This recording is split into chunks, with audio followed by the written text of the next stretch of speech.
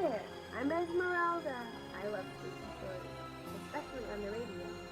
Wanna listen with me? It's time for Tales to Sleep By. Close your eyes and drift away.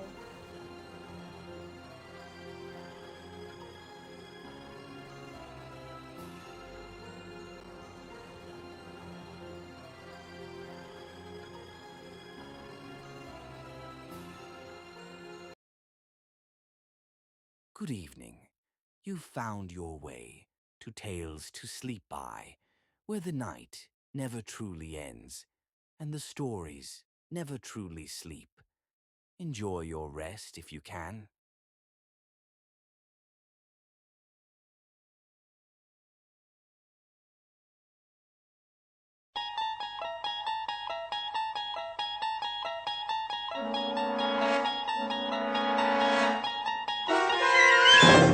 You unlock this door with the key of imagination.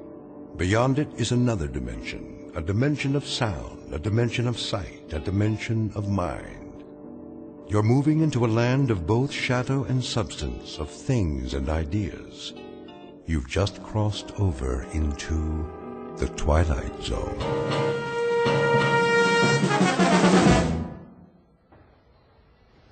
Where would I find the thimbles? Well, you'll have to ask Mr. Armbruster, the floor manager, over there, the man with the flower in his lapel. Thank you. Hey, watch where you're going. Excuse me. I'm in line here. I know. I just have to... Sir? Yes. I'm looking for the thimbles. The symbols? No, you know, for sewing. The pretty little gold ones. Well, that would be in gifts. Oh, thank you. Which floor? Is this dress on sale? Yes, madam. Oh, good. Can you help me? The sales girl will ring it up for you. Is gifts... Mr. Armbruster, to cosmetics. I'm sorry, what did you say? Is it upstairs or down? Mr. Armbruster, please come to the cosmetics counter. One moment. I'm needed. Is this the final markdown? Let's see. Yes, 40% off. I'll take it. Will that be cash? Charge. Oh, and can you gift wrap it for me? Well, certainly, ma'am. Customer service is downstairs. You take the elevator on your right.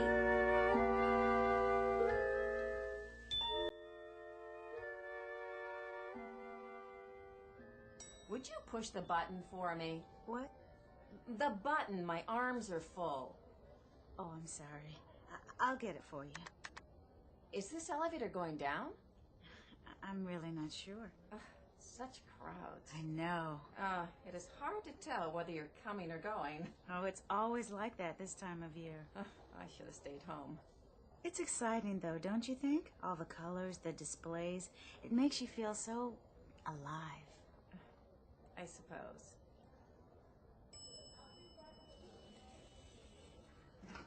Going up? Actually, no. I'm looking for customer service. Next elevator, ma'am. Going up. Wait, Yes? is the gift department upstairs? That would be the mezzanine, miss. Then I'd better get on. Your good luck. I hope you find what you're looking for. So do I. What about all those people? Beg pardon? I'm the only person on this elevator. Miss? Why didn't you let them on, too? This is the express. The others are local this time of day. Oh. I guess I'm not accustomed to such personalized service. My own private elevator. A pleasure. I hope it's in gifts. What in particular were you looking for? Thimbles. Thimbles? Gold thimbles. Really? You had them advertised. Then they would most likely be in specialties. They would? 9th floor. Oh. Somebody told me to look in gifts. 9th floor. Thank you so much.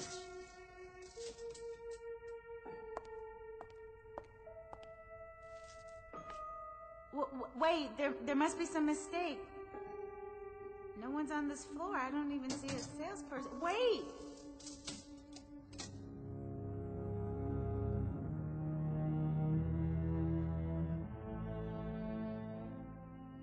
Express elevator to the 9th floor carrying Miss Marcia White on a most prosaic, ordinary, run-of-the-mill errand. to the specialties department looking for a gold thimble. The odds are that you'll find it, but there are even better odds that you'll find something else, too.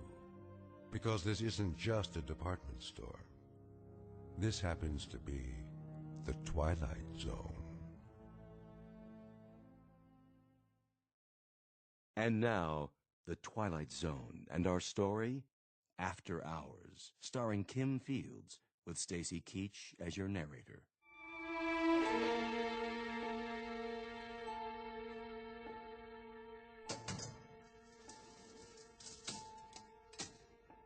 Wait, you can't leave me here.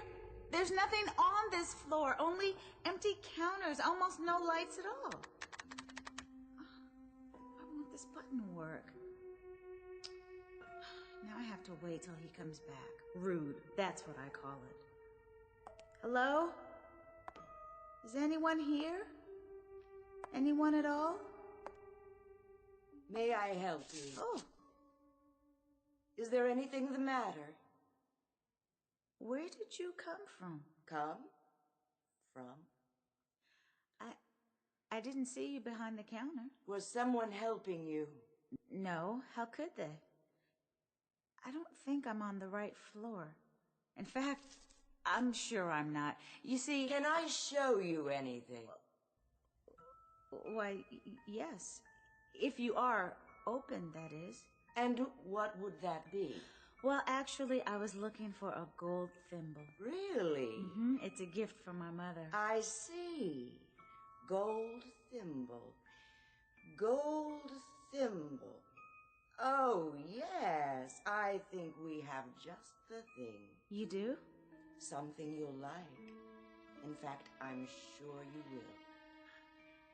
But where? I don't even see any merchandise. Down here. At the end of this counter. This way, please. Oh, I see it now. There. How about this? It's all by itself in a glass case? Well, that does make it stand out very dramatic. And in its very own little velvet box. That's lovely. Don't you adore it? May I see? It's 14-karat gold. Really? Quite distinctive, don't you think? Do you have any others? Only this one. But why look any further if this is the one you like? You do like it, don't you? Yes, it's perfect. How did you know? Let me write it up for you. Charge? What? Will this be a charge? Oh, no, I'll be paying for it in cash.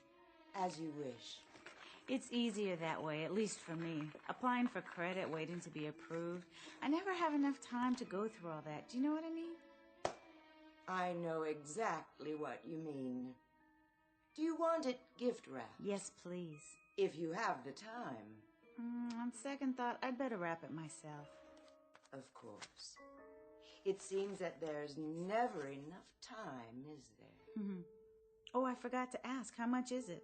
$22.80 plus tax.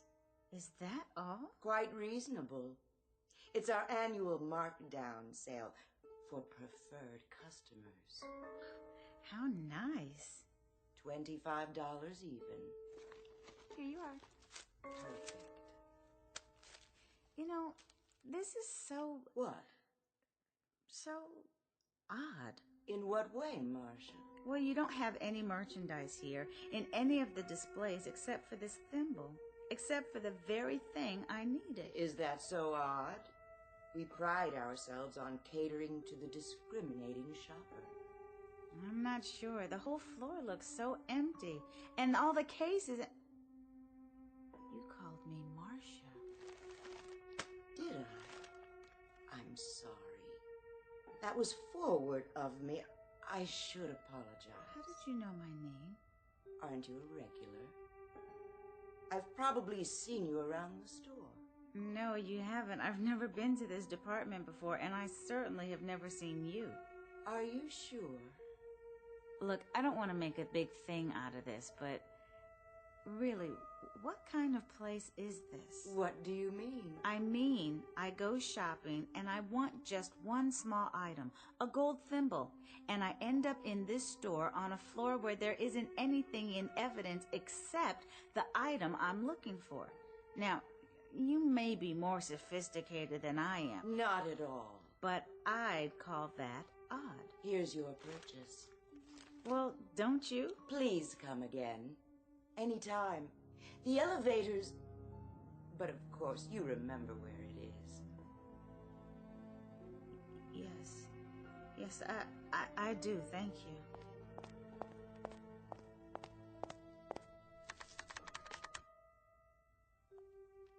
Why won't it come?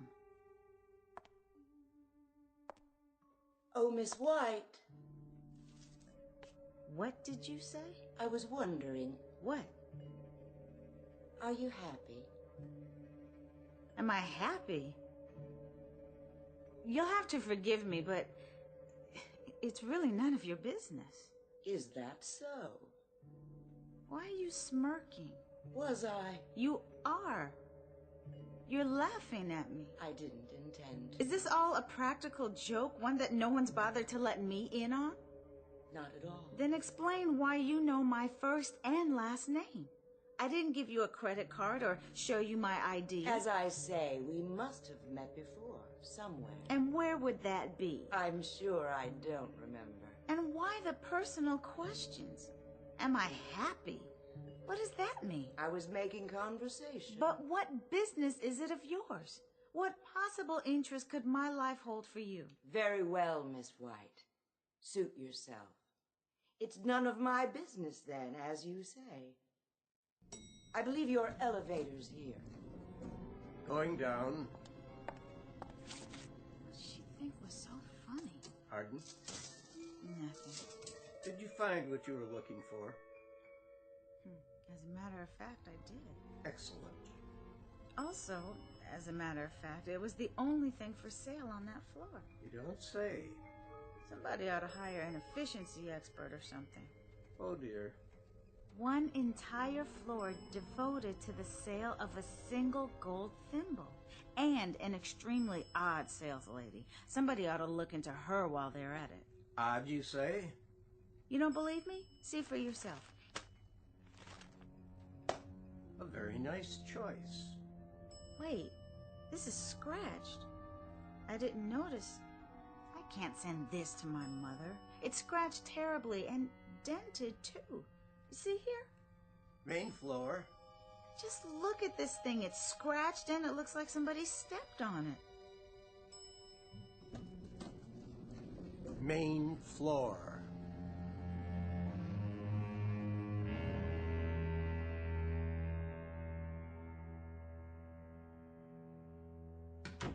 Sit down, Mr. Armbruster. You make me nervous. But I'm only trying to explain. Can't we cut through all this?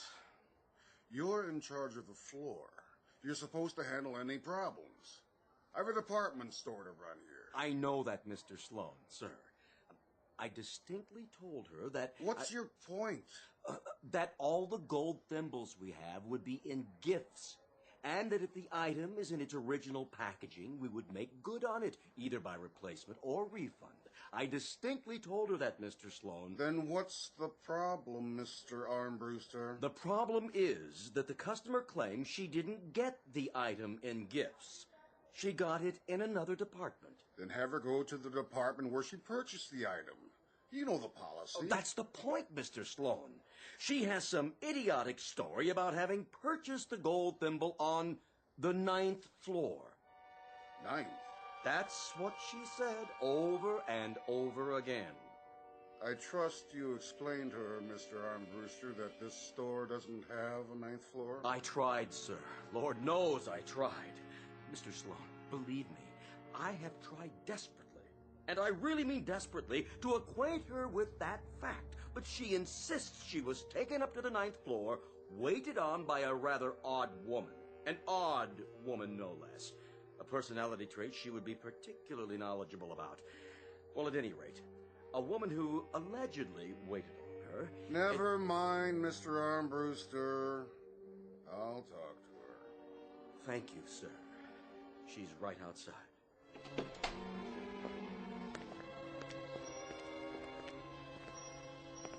Miss White? Oh, there you are. This is Mr. Sloan. How do you do? He is the manager of the entire store.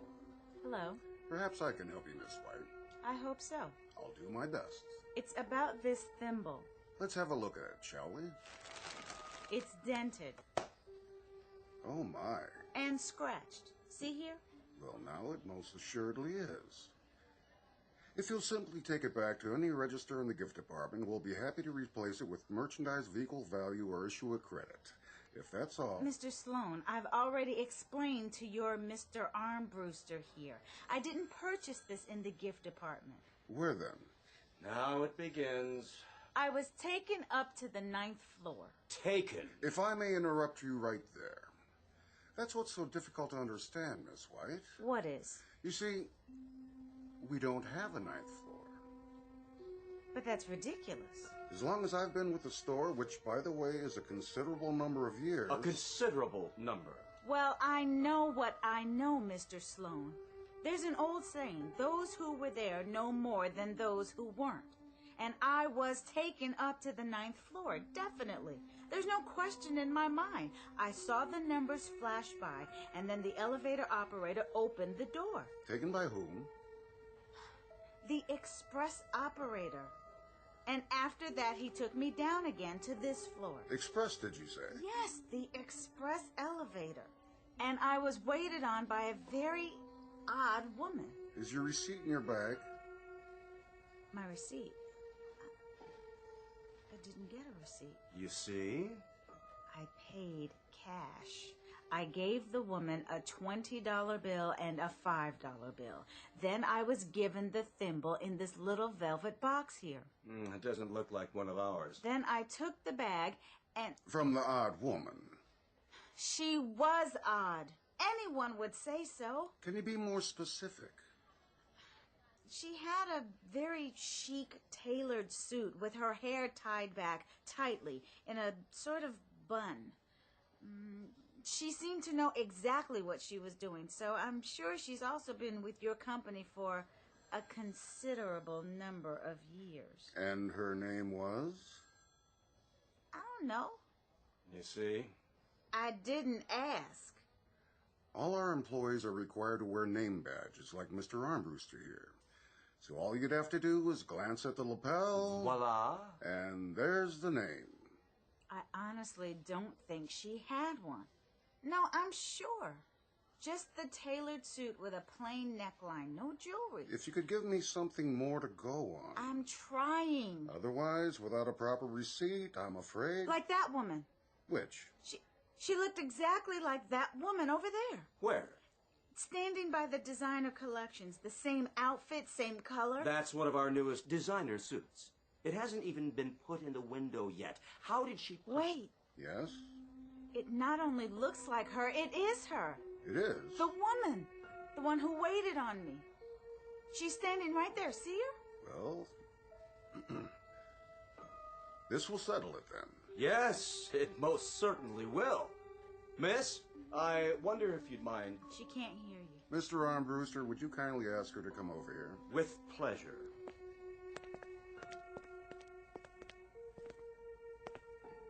Excuse me. Sorry. If you'll kindly step aside, I have to... You? Do you work here?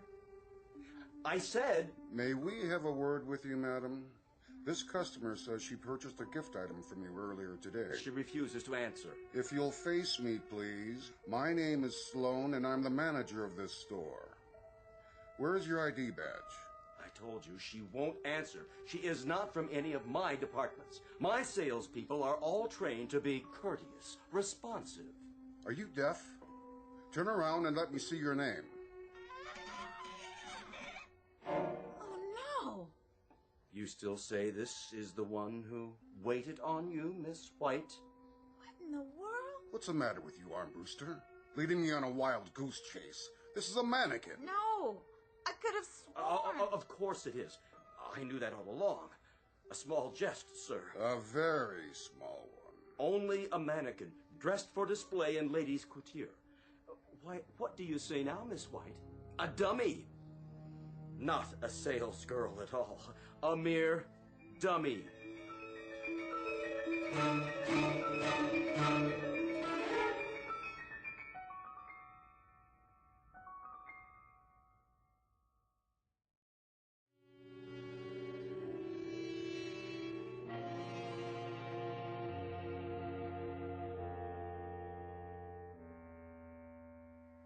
Armbruster, what are you doing in ladies' lingerie? Sir, I'm waiting to see if our favorite customer, alleged customer... Miss White? You mean she's still here? In the ladies' lounge. I thought I told you to show her the door. She didn't feel well. She wanted to lie down. I thought it best to accommodate her. You never know about these crazies. Lawsuits, insurance claims... Oh, all right. Let her rest. But send someone in to see how she's doing. It's almost 6 o'clock. Yes, sir. Miss Keever? Yes. Well? Mr. Armbruster? How is she?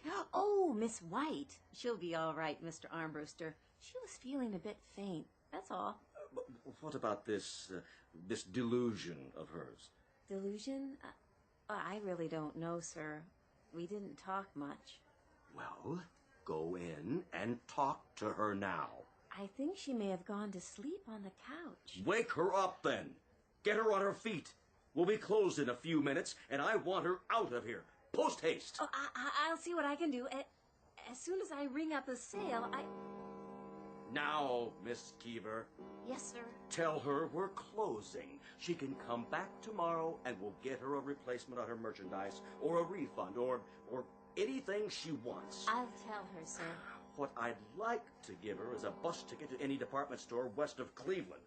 Preferably one in Chicago, Los Angeles, or Honolulu. Miss Keever, did you hear me?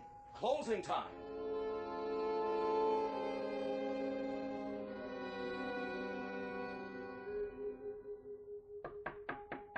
Yes. May I come in? Oh, yes, of course. How are you feeling? Better. I must have dozed off. Oh, that's all right. You looked like you needed it. Mr. Armbruster wants to know how you are. I feel like such a fool. He must think I'm insane. No, he doesn't. He and that manager and everyone else. Nobody thought anything. You just had a bad shopping day. I see it all the time. You know, it's strange. I didn't really. You had what I came for, but everything went wrong when I got on that express elevator and the operator suggested... Now, which elevator is that? Next to the regular ones. You know, across the aisle along the wall. Well, I have to tell you, I worked here all year, and we don't have an express elevator. If we did, everyone would try to use it. Then I am out of my mind. Oh, it could have been the freight elevator, I suppose, except... Except what? Well, there's no operator on the freight elevator. And you're going to tell me there's no specialty department? Where's that? You've never heard of the 9th floor either. I am sorry. They do have a floor just for storage, but I've never been there. Look, why don't you just go home and forget all about this? Have you ever had one of those dreams where you just can't wake up? Every day. Mr. Armbruster... Oh, no, I shouldn't have said anything. Go ahead, you've listened to all my troubles. Well, it's just that... Well, I don't mind the job. Decent hours, great benefits, paid vacation. But what? Is there something about the store? No, not exactly. There's something odd about it, isn't there? Oh, it's the way Mr. Armbruster treats us. Have you ever worked retail? Isn't that odd? Really odd. Well, what is? Do you know right here, right now, at this moment, I'm not sure. I have this feeling that there are things I can't remember, but I don't know what they are. But of course I couldn't then, could I? It's only logical. Does that sound crazy? That you can't remember? Well, did you fall and hit your head? No, nothing like that. You were telling me about Armbruster. Oh, well, I don't think he sees us as human. Oh, not just me. Any of us. The customers, too. We're objects. We stand at our stations or line up or whatever it is. But as far as he's concerned, we don't have feelings or lives. We're not real. Like the woman who sold me the thimble. No, which one? That's just it. She wasn't a woman. Oh, listen to me. I think you're right. I'd better go home and get some rest. Well, can I call for a cab? It's no trouble. Don't bother. I'll walk. Is it very far? I don't think so. What's your address? My address? Okay, I am off in a few minutes, and I have got my car. Oh, that's not necessary, really. Just let me stay here for a minute more. I'll put on my shoes. Peggy, Yes? you've got a customer waiting. Okay, I'll be right there. Miss White, don't worry about Armbruster. You know what I think? In his mind, he's some kind of little king or something, and this is his castle. And we're all his prisoners, or at least as long as we're here. But a few more minutes, and I'm off the clock. Look at it this way. You're one of the lucky ones. I don't feel very lucky. Well, think about it. You can walk out of here anytime you want to.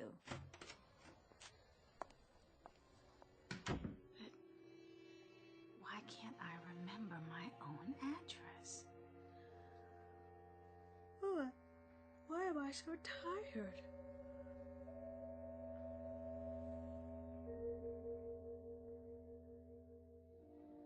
The store is now closing. All customers who wish to make a purchase, please go to the nearest register. Excuse me. Yes. Oh, hi. You feel better? A lot. Thank you so much. And for the talk.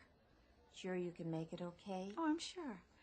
I just wanted to ask you, which is the way out? I think I got turned around somewhere. Okay, now that way. See the elevator at the end of the aisle? I don't need an elevator. Just point me to the nearest exit. Well, you still have to take the elevator. Why? We're on the first floor, aren't we? No, not quite. The second. Oh. I really am turned around. Well, everybody has to take the elevator. The escalator's not working. Oh, you could take the fire stairs, but they're kind of spooky. Oh, no, thank you. The elevator's fine. Okay, then. I will see you next time. I honestly don't think there'll be a next time. Not in this store. Good luck to you. Well, you too. This is the last call. The store is now closing. Mommy, come on. These elevators take so long. My feet hurt. It's these shoes. Got some slippers from my husband, a shirt from my nephew, and a new dress for myself. I splurged. Here comes the elevator. Watch your step. Please move all the way to the back of the elevator. Going down? Yes, I am. Have to wait for the next one. This one's full. Oh. All right. Hurry up, please.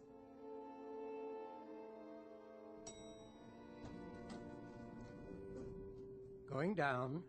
Yes, please. Step into the elevator. But why is it so dark? Did your light fixture burn out? Step in. Wait. Aren't you the operator from the other elevator? All the way to the back. You are. I just saw you in the elevator on the right. How did you... I said, step in. I won't. It's completely dark. I can't even see the floor. That's because there is no elevator in this shaft. What? Going down now. Let go of me.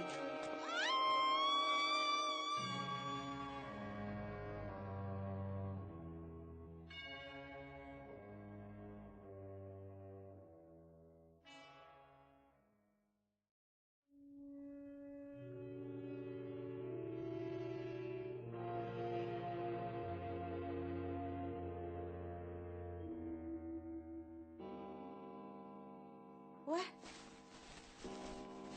What happened to the lights? I'm still in the lounge.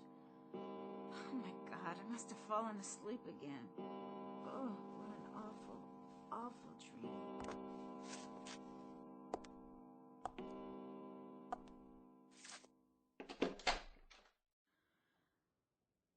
Hello? Hello, is anybody there? Empty. Then the store must be closed. That means...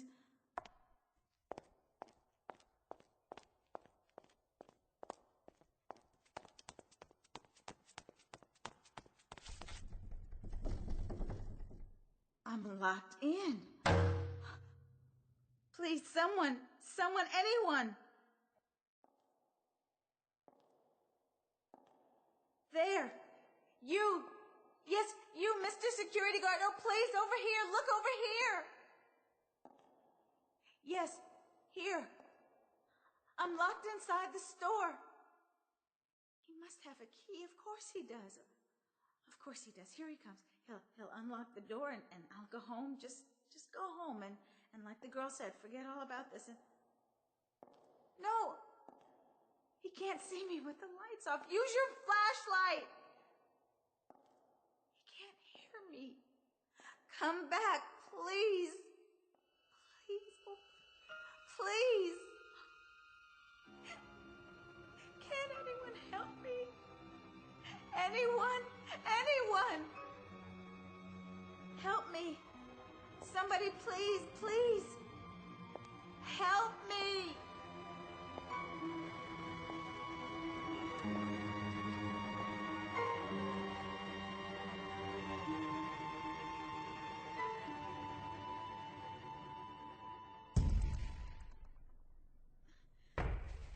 The window won't break. It won't, no matter what I do.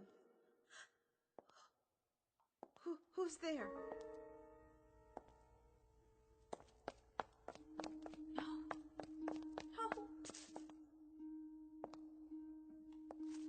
What do I do? Where do I go?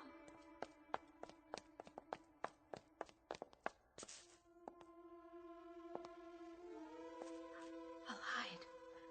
That's it. I'll hide. He won't find me. Whoever he is, where? Men's department. Not that way. Toy department, yeah. Yes, that's a good place to hide.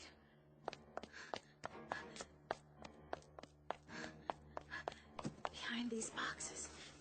If I can squeeze down.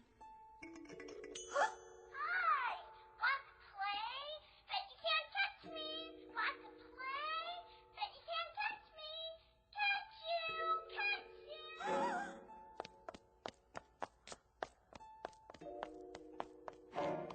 Oh, thank God.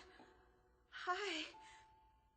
Oh, you don't know how glad I am to see you. You're the express operator, aren't you? Sure you are. Remember me? You took me up to the 9th floor today just a few hours ago. And now I'm locked in. I guess we both are. Do you know the way out of the... Hello? Can you hear me? I said You're not real either. You're a mannequin.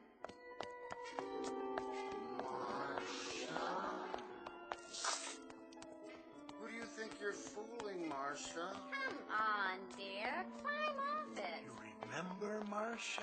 You know who you are. We do. We do. We do. A payphone.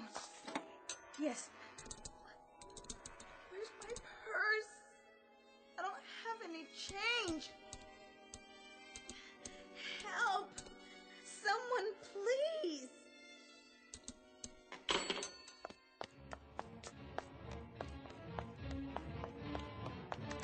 The elevator has to be working. The real elevator. Please. Please come. Hurry.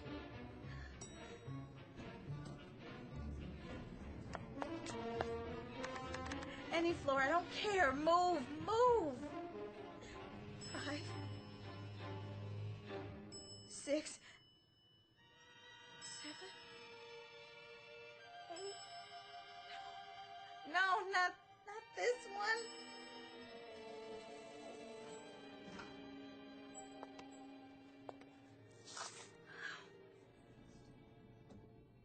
Wait, not the 9th floor. So, you finally come back. What do you want from me? Well, Marcia, dear, you'll forgive an observation, but you're acting like a silly child. Who are you? Can't you see? Come into the light. You're not real. You're not even the model for that mannequin in the women's department. You are the mannequin. That's all you ever were. Only? Are you sure? Take a good look. You know us. You're all dummies, dressed up in department store clothes. What are you doing here? Come now, Marcia. Think. Concentrate. And why am I... Remember now? All of us will try and help you. We want to help you. We'll help you concentrate. Stay away. Remember now? Is it coming back to you? Stay away from me, I said. Come on, Marcia. You can do it. We know you can. We have faith in you. What? That's odd. Is it really, dear? I don't know, but suddenly I do seem to Remember?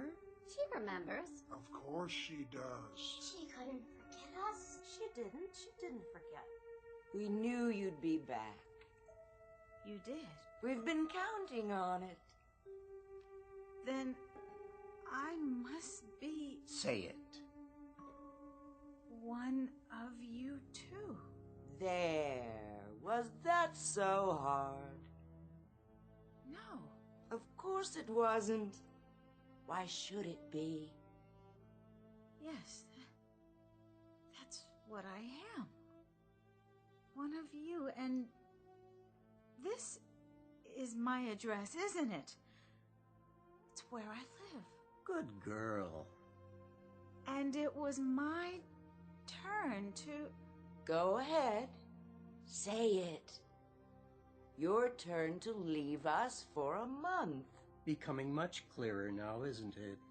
You left us last month to live with the outsiders. But you were due back yesterday, and you didn't show up. And you know, Marcia, that's selfish, my dear. All of us wait our turn, and then when it comes, we simply do not overstay. It was my turn, starting last night. I'm one day delayed already. Of course. Of course. I'm sorry. I forgot. When you're on the outside, everything seems so normal. As if it will go on forever. As if... As if what, Marcia? As if we were like the others. Like the outsiders. Like the real people. Well, my dear, no serious harm done. And now, I'll see you all in a month. Take care of yourselves. We will. Have a nice time. Enjoy yourself. See you in 30 days. Did you enjoy it, Marcia? What? Your turn. Oh, yes. Was it fun? Yes. Ever so much. Ever so much fun. Tell us about it. Please? I want to know. Did you get to wear what you like? Eat and sleep? Have a normal life? Were they nice? What did you see? You don't have to talk anymore now.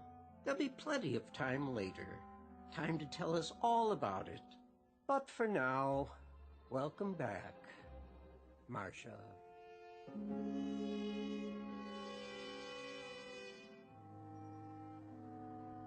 Good morning, Miss Keever. Morning, sir. Ready to set a new sales record? Oh, yes, sir. Splendid. I see the very irritating Miss White finally made it out of the store. Well, I guess so, sir. I didn't see her go. Well, good riddance to her and her little golden thimbles. Excuse me. Yes? Where can I find, well, Speak up. ladies' undergarments? Right here. Miss Keever will help you. You Armbruster? Mr. Armbruster. And you are? Maintenance department. I got another dummy for you. Where do you want it? On the pedestal in the window. As soon as it's properly dressed, of course. Right. Hold on. Yeah? Is that a new model? Don't ask me. For a moment there, that is, reminded me of someone. Hey, right. Someone I believe I've seen in the store. I can almost place her. Oh, well, I'm sure it doesn't matter. I have much more important things on my mind. Setting her up over here, Mr. Armbruster.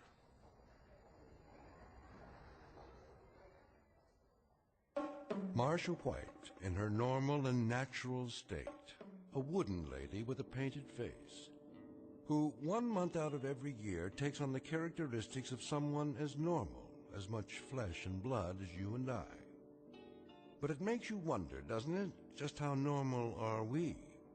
And who are the people we nod our heads to as we pass on the street?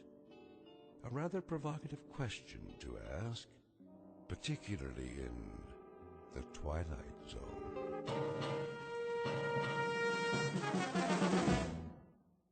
We'll be back to the Twilight Zone after these words.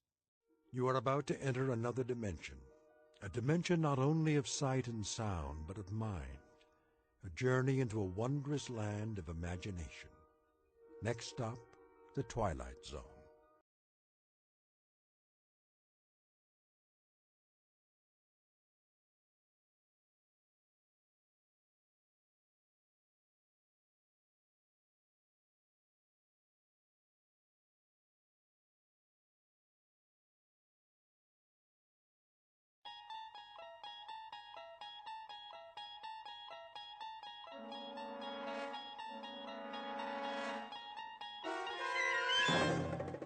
You're traveling through another dimension, a dimension not only of sight and sound, but of mind, a journey into a wondrous land whose boundaries are that of imagination. Your next stop, the Twilight Zone.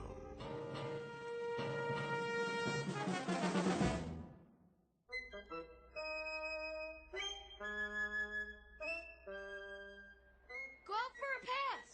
Okay. Fumble. Let's see now, Fairfield, excuse me, boys. Hey, mister, get out of the way. Yeah, we're playing football. Surely, but first, that is, if you don't mind. Huh? Could you direct me to Yancey Street? What do you want to know for? Well, I've never been to that particular neighborhood, and, How come you're carrying that thing? Oh, this is the Hercules Mark IV, the finest device ever made for hearth and home. What is it? Some kind of an invention? Why, yes, as a matter of fact, a new breakthrough in home hygiene. It removes dust and dirt that you can't see with the naked eye. It comes complete with a laboratory-grade filter and an extension hose. You mean a vacuum cleaner? No, nothing so prosaic. Yeah, it is. And you're a salesman. You better stay away from my place. My dad hates salesmen. Mine too. He'll suck you in the jaw. The last guy that came around... If you could just point the way to Yancey Street. Over there, by the park. But don't stop at my house neither. My mom will kick your butt. Yeah, of course. Okay, bye. That guy was weird. Yeah, with his little hat. Haha, what a loser.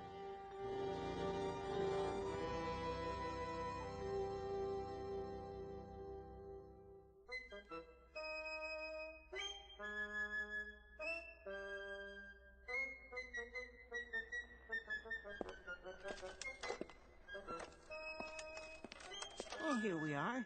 Yancey Street. May as well try the first apartment. Yeah? Madam, may I have a word? Who are you?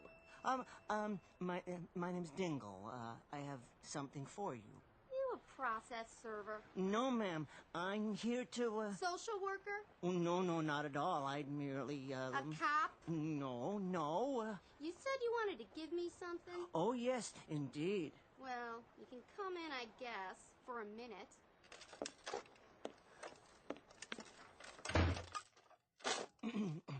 Lovely place you have here. Yeah, sure it is. Now then, I have the most amazing thing to show you. That it? Yes. Looks kind of like a big tin can with knobs and wires. I'll just plug it in. Now, pretend, if you will, that this rug here is your brain, and this dirt... What are you doing? This dirt is all the messy thoughts in your head. You threw dirt on my floor? Now, watch what happens when I turn on the Hercules Mark IV. All that filth goes away in a flash. It's better. See? Suck. Gone. Get that thing out of my house. Well, if you wish, but first I'd like to tell you about... What's going on in there? It's a crazy man. He spilled dirt all over, and then he... Say, pal, what are you trying to pull? I was just demonstrating... You a salesman? Well, you might say... Well, take your crap and get moving. It's just one question before I go. What's that?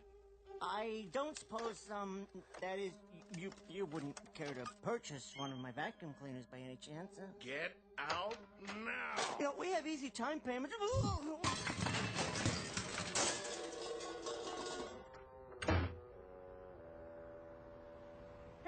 Look at him. I told you, mister. My old man don't like salesmen. Thank you. Thank you both very much. Now, I think I'll just try the next block over.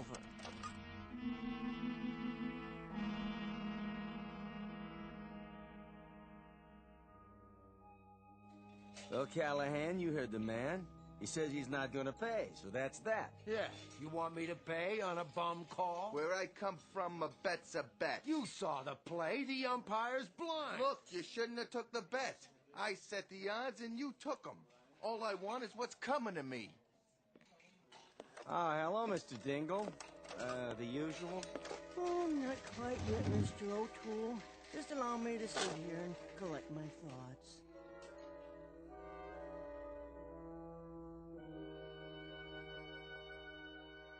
Uniquely American institution known as the Neighborhood Bar. First up is Mr. Anthony O'Toole, proprietor, who waters his drinks like geraniums, but who stands foursquare for peace and quiet and booths for ladies. Then Mr. Joseph Callahan, an unregistered bookie whose entire life is any sporting event with two sides and a set of odds.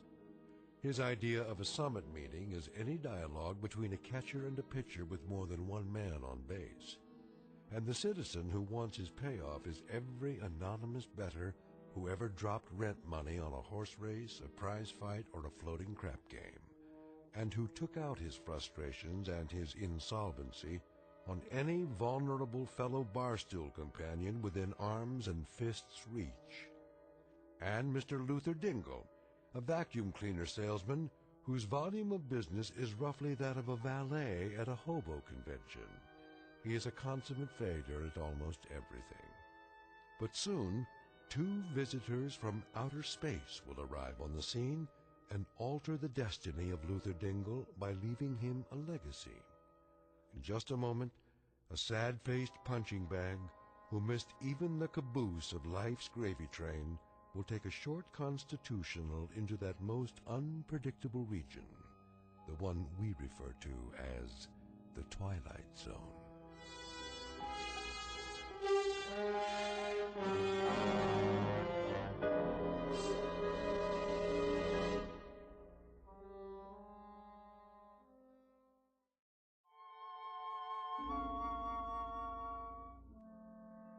And now, The Twilight Zone, and our story, Mr. Dingle the Strong, starring Tim Kazurinsky, with Stacy Keach as your narrator. Don't give me that, Callahan. I told you before, I don't pay off on a bum call. 3 umpires called him out. I called him out. 11,000 fans called him out. Final score, Pittsburgh 3, Dodgers nothing. You and me got an even bet.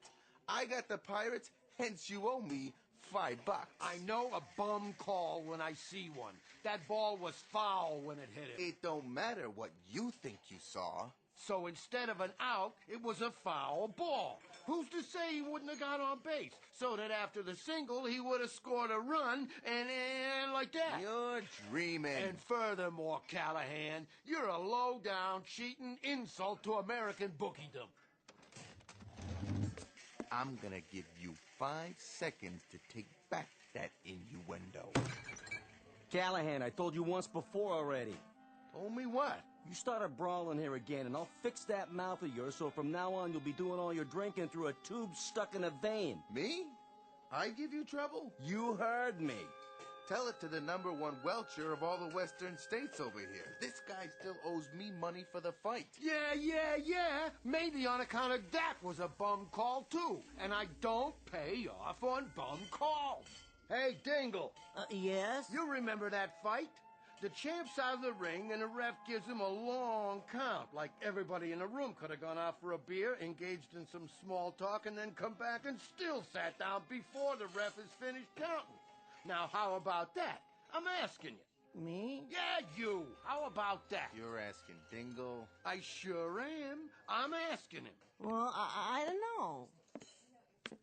You see the game on television last night? Well, as a matter of fact, I did watch it. Yes. There you go. Now we'll settle this. You talk about bum calls. 9th inning, batters up with 2 down, and we got a man on first and a man on second, and this umpire with no pupils in his eyes calls a foul ball and out. You see that? I believe I did see that particular play. Then you tell him. You just tell him what you saw.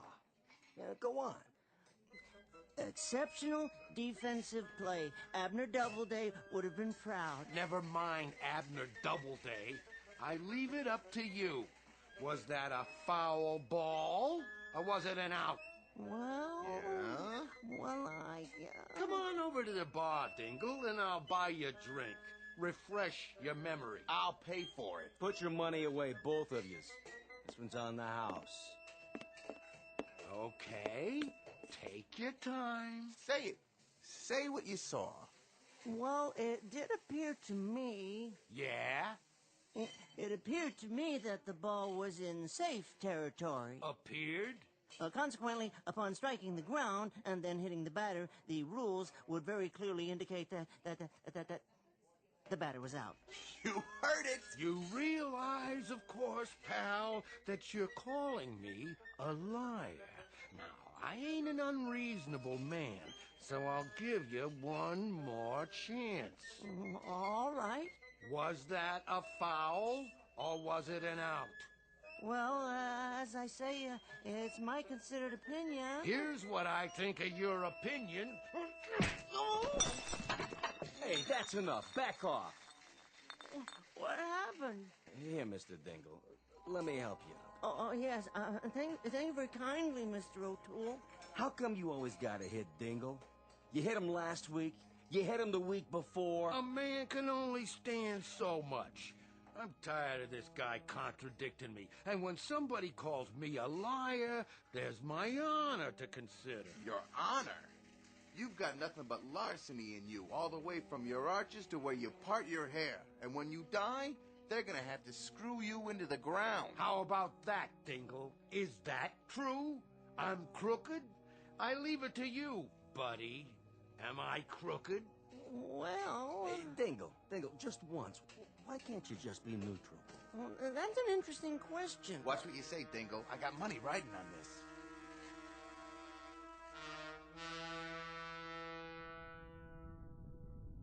You are sure we are invisible?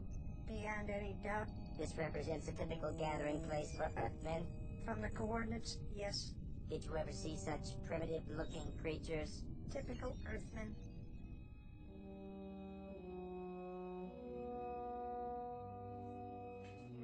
And I say that anybody tells me Philadelphia had any right to win the pennant that year is out of their green grass mind. You're blind as a bat and you're stupid too. And furthermore, if you're gonna sit there and tell me... Look at the record book. What? I rest my case.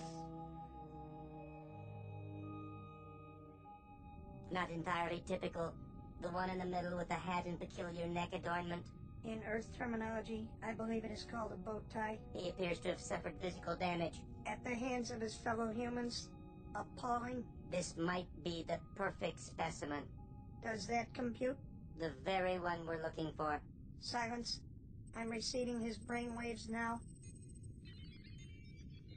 Awaiting confirmation. His name is Dingle. He's an abject coward. He doesn't even possess the minimum musculature for survival on this planet. Decidedly a sub-physical type. A genetic throwback? I believe we have found our subject. You intend to give him the additional strength? We have not found anyone weaker, have we? Negative. This one will make an exceptional subject. I estimate 11 additional cyclograms atomic weight. That should make him approximately 300 times as strong as the average human. Yes, that will suffice. Contact the mothership. Tell them we have picked a subject. They may begin observing him in 60 Earth seconds. Confirmed. Adjust settings. Check. And prepare to let him have it.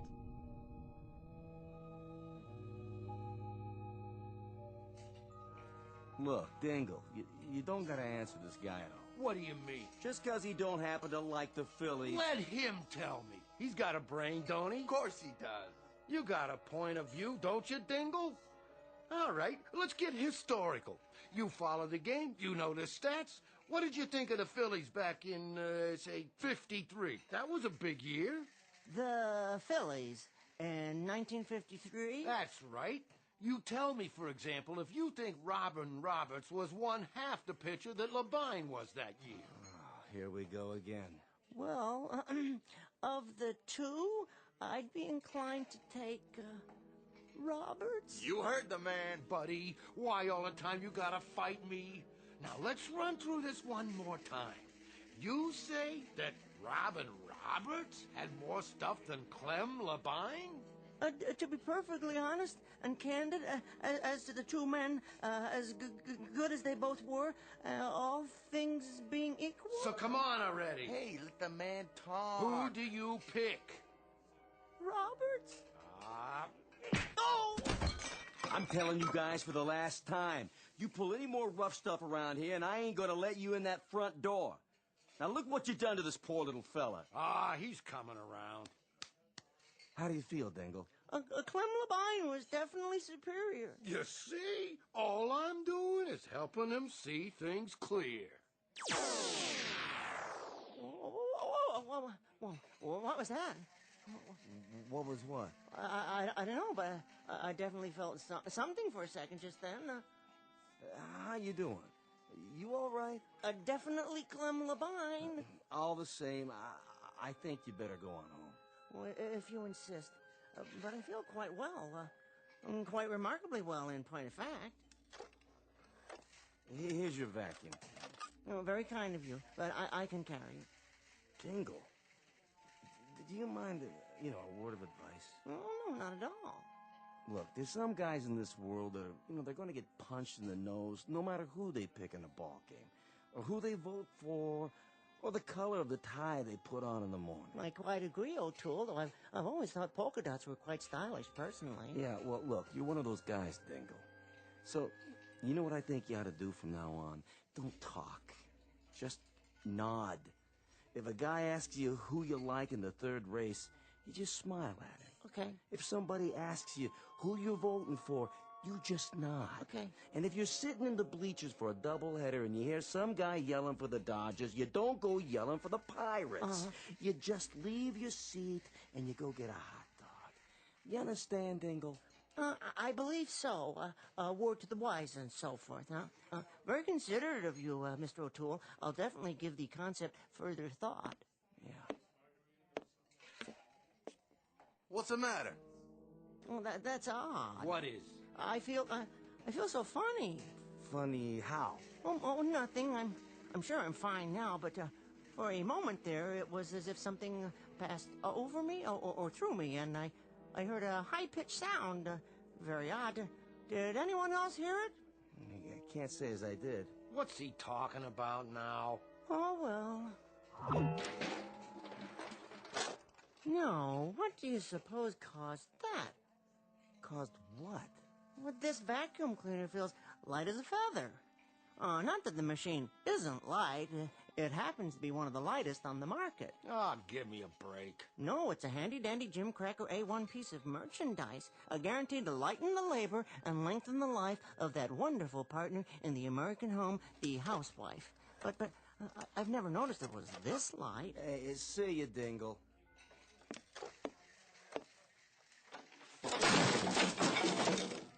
What the? Did you see that? The door fell off. Hey, look, Dingle.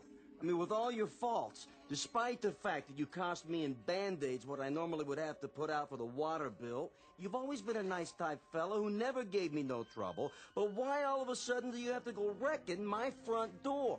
Oh, believe me, Mr. O'Toole, I am mystified. I am absolutely mystified. The door just seemed to come off its hinges when I grasped the knob very lightly in my hand, my right hand. Well, I'll just set it here against the wall, and you can do whatever you need to make it better again. I bid you good day, gentlemen. Jeez, O'Toole. What kind of drink did you pour him anyway?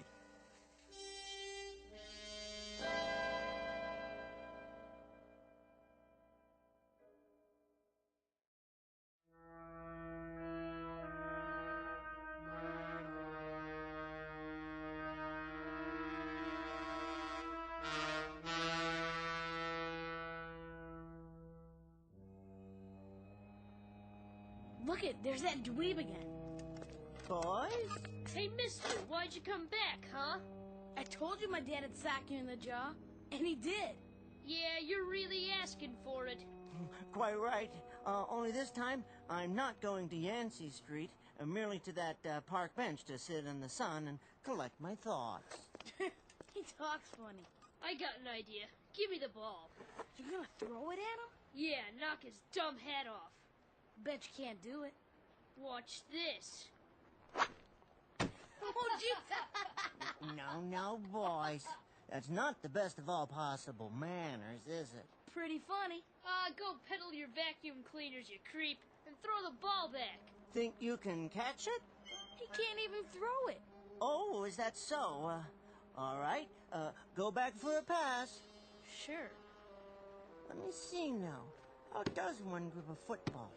Yes, I think I've got it. Ready? Here goes. Whoa, look at it go! Right at that building. It's gonna hit the window. Here's your lunch, Arthur. You want some soup with you? Just let me read my paper here, okay, Lydia? I gotta go back to work. You're always at work. Don't you like being home no more? Too hot. The air conditioner don't work. If you tell the super to fix it.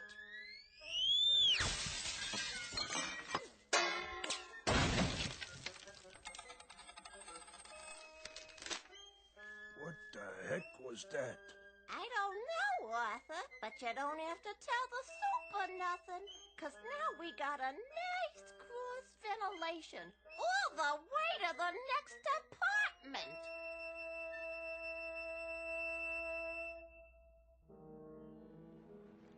Hey, mister, where'd you learn to throw a ball like that?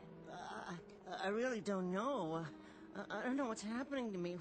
What in the world is happening to me? Get those kids! Down there! They broke my window.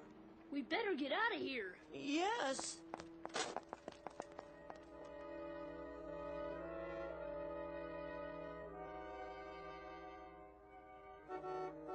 Out of the street! A taxi! Over here! Where to? I don't care. Anywhere. I'm in a hurry. Well, get in, pal. Oh yes, of course. Hey, you tore my back door off. What'd you do that for? Oh, believe me, this is as much a mystery to me as it is to you. I'll leave it right here so you can fix it. Now, how am I gonna do that?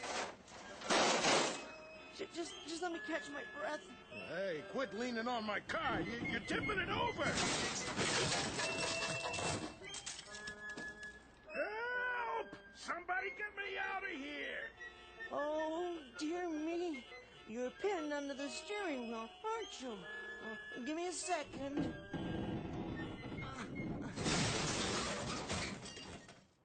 There. You can get out now. Did you see that? He lifted the car and turned it over. With one hand! I can't believe my eyes. Most amazing thing I ever saw. Who is he? He's a hero. What's your name? No name. I'm nobody. Nobody at all.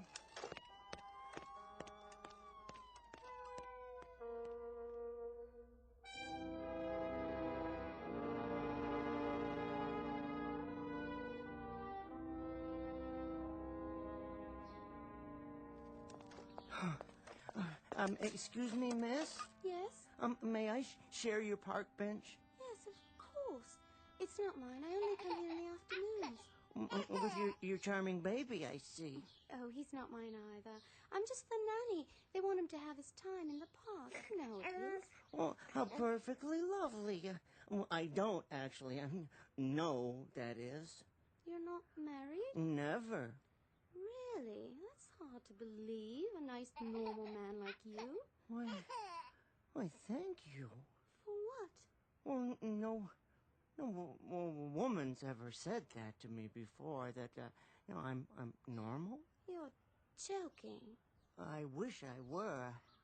I'm not acquainted with many women, hardly any, in fact, on the personal level. Gosh, I hope you don't mind chatting like this. Not at all. I spend a lot of time here taking care of the baby. Oh, cute little fella. I know what he wants. You do?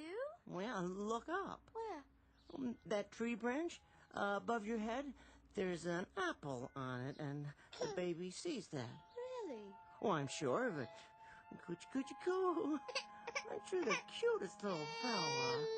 Oh, look, I don't want you to think I'm a masher or anything. I'm certainly not a masher, but I wonder if you'd mind answering a question.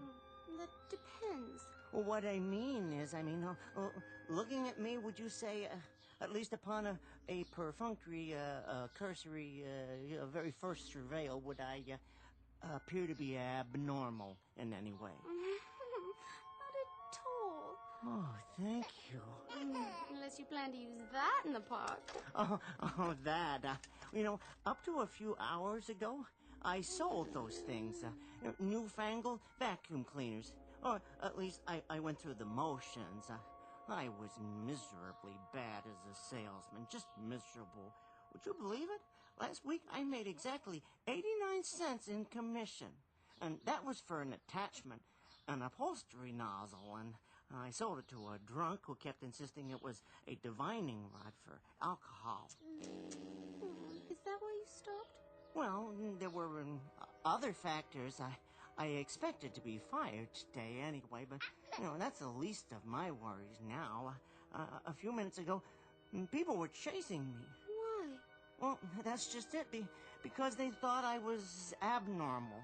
Now, I ask you, would you be interested in hearing the source of my worries? Go ahead. Oh, that apple, for instance. The baby wants it, but you can't reach it, can you? No. Not even if you put the baby down and stood up on the bench. I couldn't put the baby down. Oh, precisely. But what if I were to give you a hand? I'm not sure.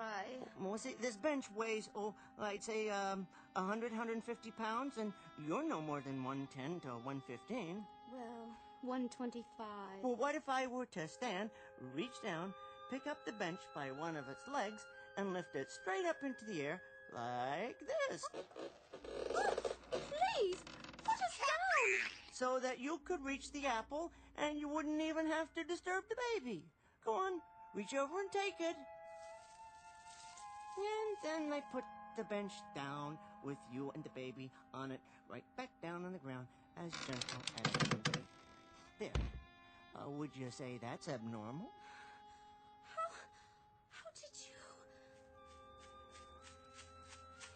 you... Hey, man, could you do that again? Whoa, I'm not sure. I got my camera with me. I sure would like to get a shot of that. Is it a magic trick, like in Las Vegas? You a magician or what? No, it's just something that I've discovered I can do.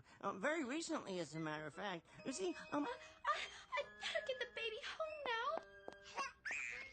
Let me just get the camera set up. But the young lady's gone now. There's no point in lifting the bench with no one on it, is there? Then do something else. Or like what?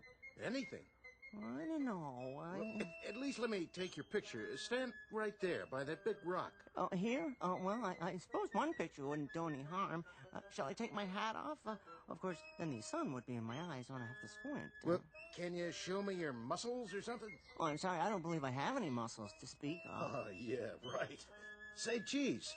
Oh, wait, now the rock is in the way. Perhaps if you stand a few feet to your left? And then the sun will be right in the lens. Oh, in that case, I better move the rock. May I? Hold on 1 second. Whoa! You lifted it just like that. It must weigh a ton. There, young man. Is that better? I suppose you can snap my picture now if you insist. Yeah, that's great. Are you sure this is my good side? Couple more.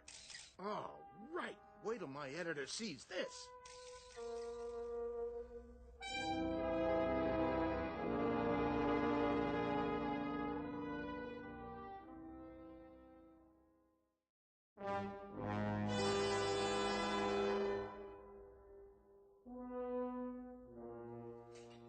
For the love of Mike, did you see this? What do you got there, Callahan? It's Dingle, on the front page of the Daily Bulletin. Let me see that. Hercules? No, it's Luther Dingle, 20th century Samson. Good gravy, there's his picture. Picking up a giant rock. You mean this is our Dingle? None other, by the looks of it. And this is where I spend my afternoons, when I'm not working, of course. Dingle, my old pal. Hey, have a seat, buddy boy. Mr. Luther Dingle, in his favorite neighborhood pub. A regular guy who leads a regular life when he's not busy performing miracles. This is Jason Abernathy, and I'm here to bring you the full story on my eyeball news report. So, who wants a drink? Step right up. Are you his friend? What's he really like? What was his first feat of strength? Did you always know he was special? What's his secret? Well, now, Mr. Dingle, Luther, is my #1 customer. Never goes to any other establishment. Ain't that right, boys? That's the truth. I knew he had it in him. We was pals all the way back to grade school. All right, who's next? Line up. Mr. Dingle, if what I hear is true, do you realize how much money you could make on a tour with my international circus? A circus, eh? I don't know. Vegas, Atlantic City, Branson, Missouri. Hey, don't listen to her. Hey, Dingle, your future's in television. You're the walking, talking embodiment of every American male's wish fulfillment. You're John Q. Citizen. You're Babbitt. You're Tom, Dick, and Harry. We'll develop a sitcom around those values. A spin-off. After several guest spots, of course. Well, I'm just not sure. All right, well, how about an infomercial? A simple across-the-board address by you with examples of your physical prowess followed by product endorsements. It's a natural for breakfast cereals, vitamin pills, anything at all. You mean like Jack LaLanne, the juice man, that sort of thing? Forget it, Dingle. I keep telling you, boxing is a piece of cake. You line up with me, I'll get you a couple of real easy setups, and inside of 8 months, I'll have you fighting for the World Championship. Or if you want to go with the WWF instead. All right, everybody. We're going on the air live in just a few seconds. Would the people around Mr. Dingle get out of the way, please? I don't want to. Okay, on the air in 4, 3, 2, 1, and... Hello, friends. Jason Abernathy here. Our unusual subject today is Mr. Luther Dingle, who, if what actual onlookers say is true, is the world's strongest man. Oh, well, I know. Mr. Dingle, would you give us an example of this fantastic, allegedly fantastic strength of yours? Well, I'd be happy to. Mr. O'Toole, is it all right? You know, the thing we discussed? What, are you kidding? I ain't done this much business since, well, I don't know when. Be my guest, Dingle. Well... Yes? I'll start off with something simple. See this wall? Solid plaster. Supported, I believe, by wooden studs. I'll make a small X with my finger here, and, You saw it. Mr. Dingle has just punched a hole through a solid wall with his bare fist. Now, for my second demonstration... Oh, dear, let me see. You've heard of karate? I suppose I could simply just line up the edge of my hand with the surface of this table, my open hand, mind you, and with a single blow...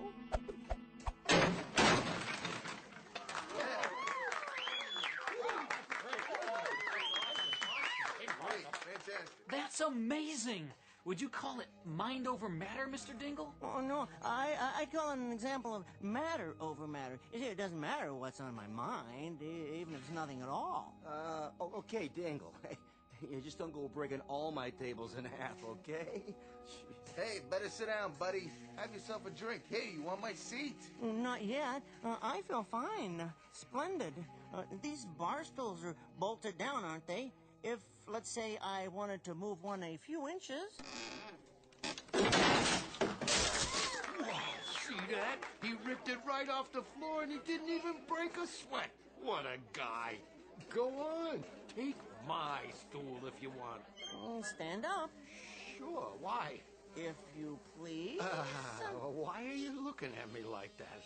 Oh, no. Wait a minute, Dingle. Ain't you ever heard of bygones being bygones? Put me down. I see it, but I don't believe it. Ladies and gentlemen, the man at the bar is 160 or 70 pounds, and Dingle is lifting him like a rag doll, twirling him over his head with one hand.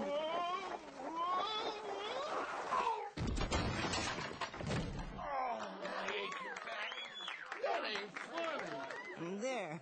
Now, that didn't hurt too much, did it, pal? You're good as new. Well, almost. Gonna give you a hand up, pal? Mr. Dingle, you're my hero. He can do anything. You better not pick a fight with that fellow.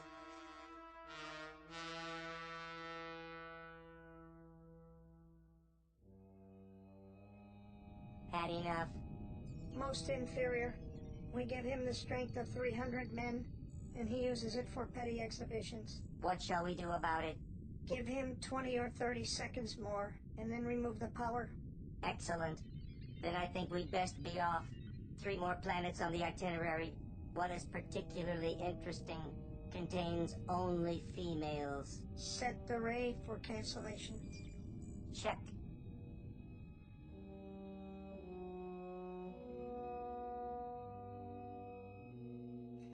And now, ladies and gentlemen, for my next feat, I think I'll lift this entire building. Well, at least the ceiling, and hence all the floors above it. Step aside, everyone. I don't know if we have a clear shot of this, but he's standing on his tiptoes, extending his fingers to the ceiling. Here we go. Let me try that again. I can't seem to... Something's wrong. No, I just felt strange there for a second. Let me try another bar stool. Remember, they're bolted to the floor. One finger. No, maybe two fingers. He's a fake! No wires this time. Was a trick. What's the matter, Mr. Dingle? The wall, then. I'll punch another hole right about here. Ow! Well, apparently we've all been the victims of a charlatan. Cut. Are we still alive? Come on, let's get out of here. It was a trick. That's all. Just some guy looking to get his picture in the paper. All right, leave off with poor Dingle here. Get out of here. Hey, come on, Dingle. Sit down. I'll get you some iodine for those knuckles. Ladies and gentlemen, you have the station's apologies. We didn't realize that these were merely stage illusions. And, okay, we're off the air. That's a wrap. Off the air for good, I think. Let's go. So long, Samson.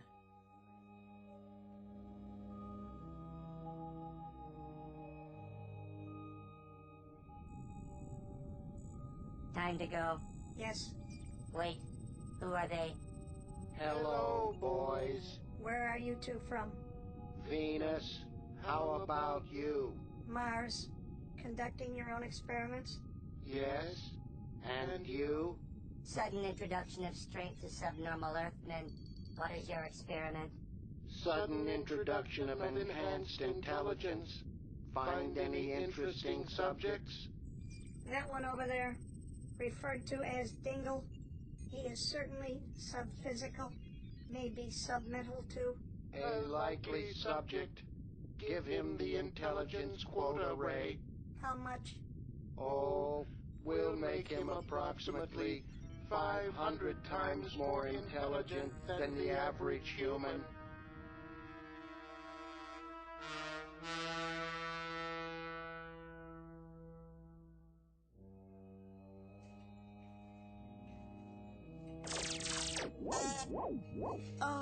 What was that?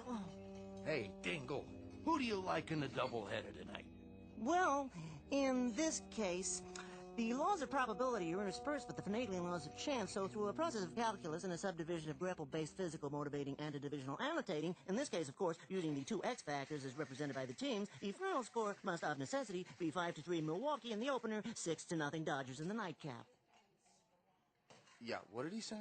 Search me, Callahan. Let's have another drink. It's on the house. It is apparently on an advanced mathematical plan that the entire quantum theory of space and time relativity must, of necessity, be equated with the parallelian law of definitive numerical dialectical algebraic, and can further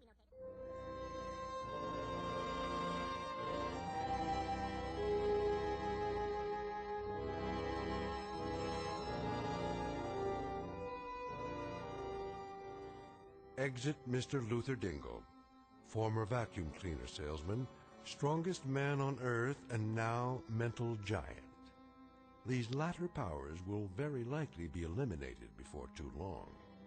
But Mr. Dingle has an appeal to extraterrestrial note-takers as well as to frustrated and insolvent bet losers.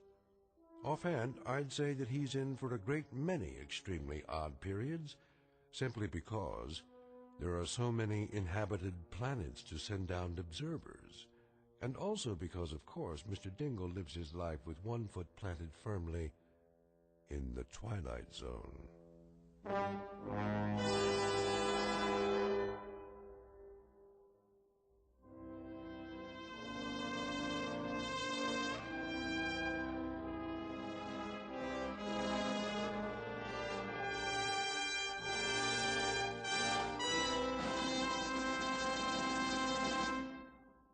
We'll return to the Twilight Zone after these words.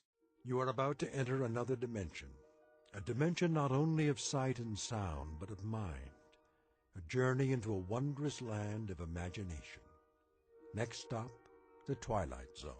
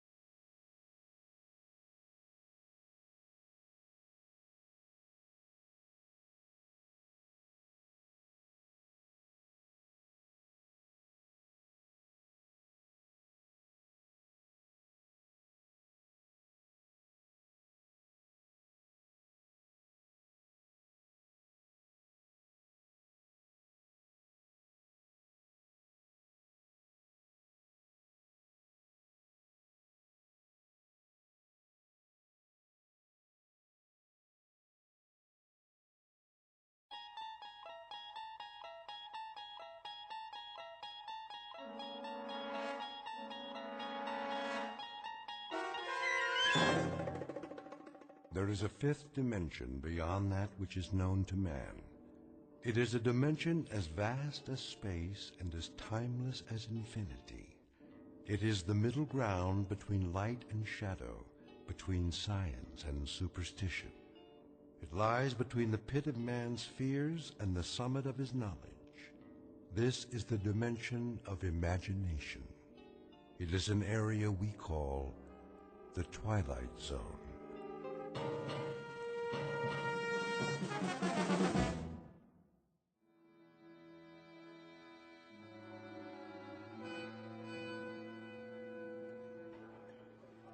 Where is he? We should start anyway. Pass me the coffee, Bob. How long are we supposed to wait? Gentlemen, I called you here for a meeting, but I don't have all day. You try my patience, Mr. Williams. Yes, sir. I want the figures on the account now. I'll try to reach him again, sir.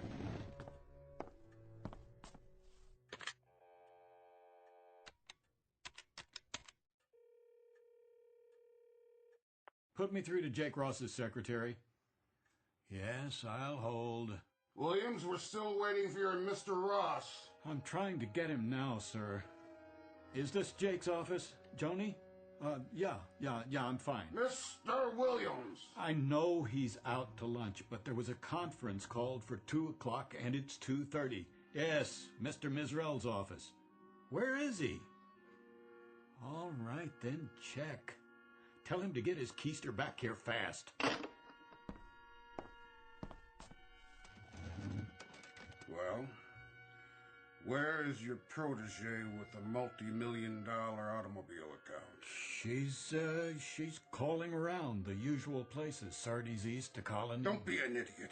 He's due any moment, sir. Probably stuck at a big client lunch or something. More likely a big martini, or 3, or 4 of them. Mr. Mizrell, I assure you... He was too young to put on this account.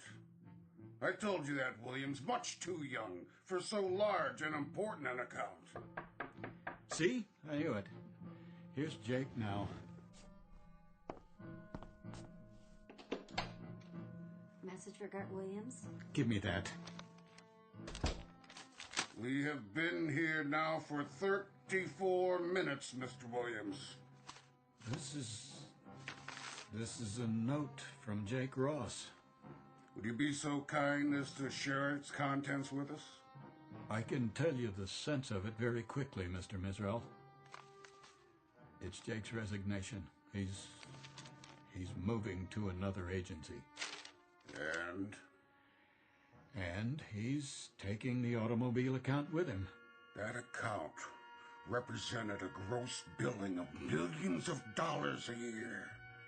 And how many times have you promised it to me?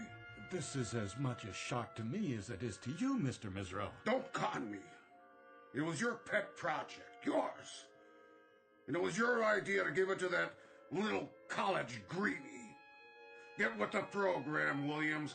Get with it, boy. I'm sorry. So what's left? Not only has your pet project backfired, but it sprouted wings and left the premises. I'll tell you what's left for us in my view. A deep and abiding concern about your judgment. Please. This is a push business, Williams. A push business. Push and drive, but personally hands-on. You don't delegate responsibilities to little boys. I don't feel well. You should know that better than anyone else. I have to leave now. It's a push all the way, all the time, right down the line. Hey, you don't look so hot. What's the matter with him? Why don't you just shut your mouth, fat boy? And who precisely are you addressing? Who do you think, you ugly, bloated, self-important old...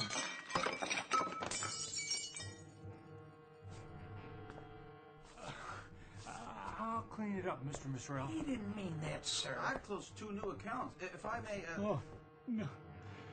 Excuse me. Please, excuse me, all of you.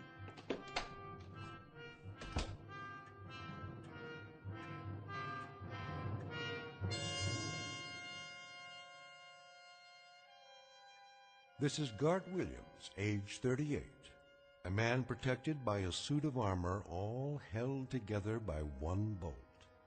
Just a moment ago, someone removed the bolt, and Mr. Williams' protection fell away and left him a naked target. He's been cannonaded this afternoon by all the enemies of his life. His insecurity has shelled him. His sensitivity has straddled him with humiliation. His deep-rooted disquiet about his own worth has zeroed in on him, landed on target, and blown him apart. Mr. Gart Williams, ad agency exec, who in just a moment will undertake a desperate search for survival in the Twilight Zone.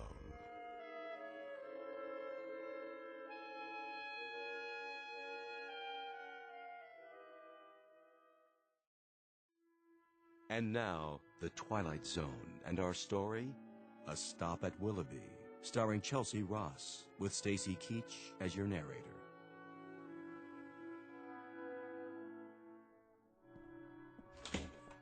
Oh, hi, Mr. Williams. You have some messages. I put them on your desk. Thank you, Helen. Are you okay, boss? Just, let me sit down for a minute. You don't look so good. Oh, the ulcer's acting up again. Oh, no. Don't worry about it. I'll be fine. You should take it easy. I can get you some lunch. No, thanks. Sure? Something plain? I think I'll go home early today. Oh, good idea. Well, can I get you anything first? Yeah. Anything at all? A sharp razor. What? And a chart of the human anatomy showing where all the arteries are.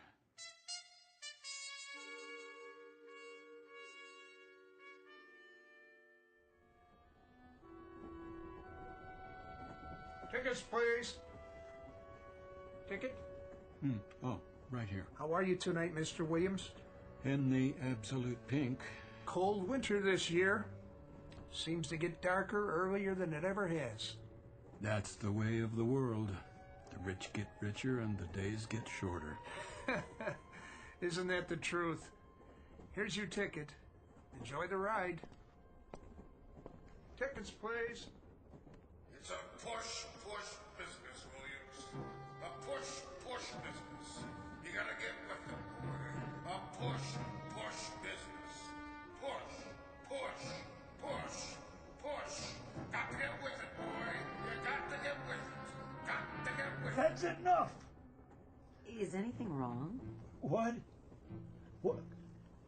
Oh, no. I was just thinking out loud, I guess. Oh, I was afraid you were speaking to me. Not at all.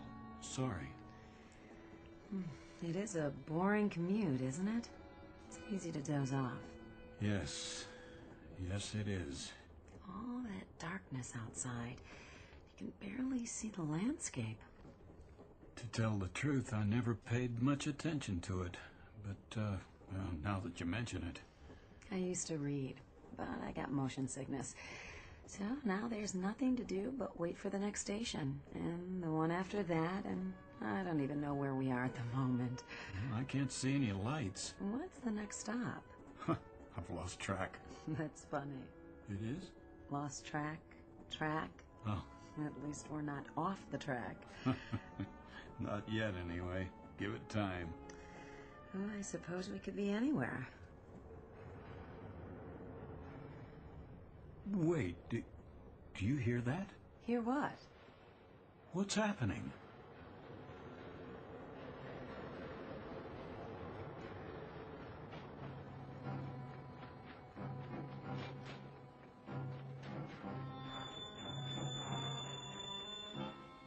Miss?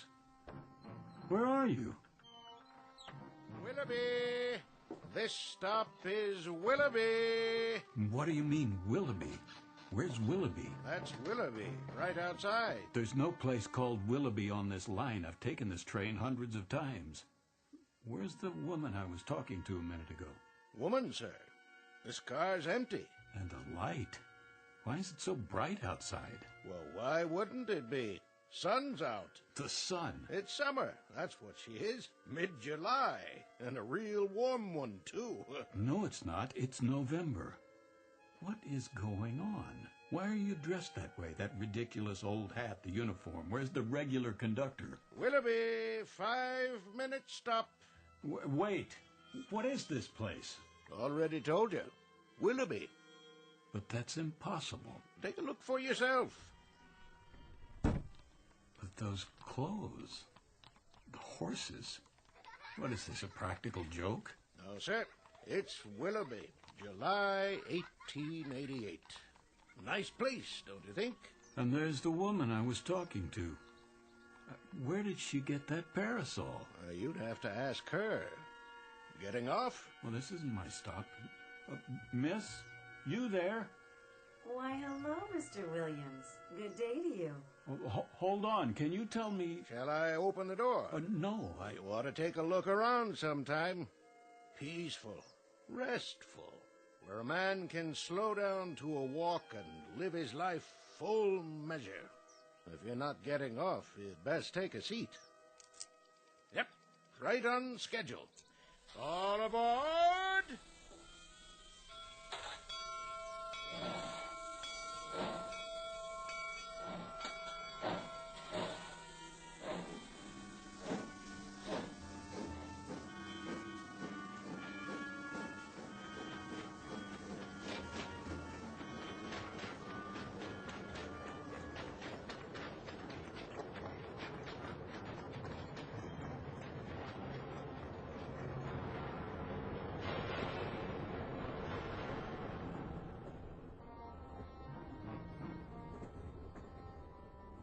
Miss Port Saugatuck. Pardon me, sir? What? Oh, what did you say? I didn't mean to bother you, but I didn't want you to miss your stop. Is this it? No, that's all right. You got back on. I did? Oh.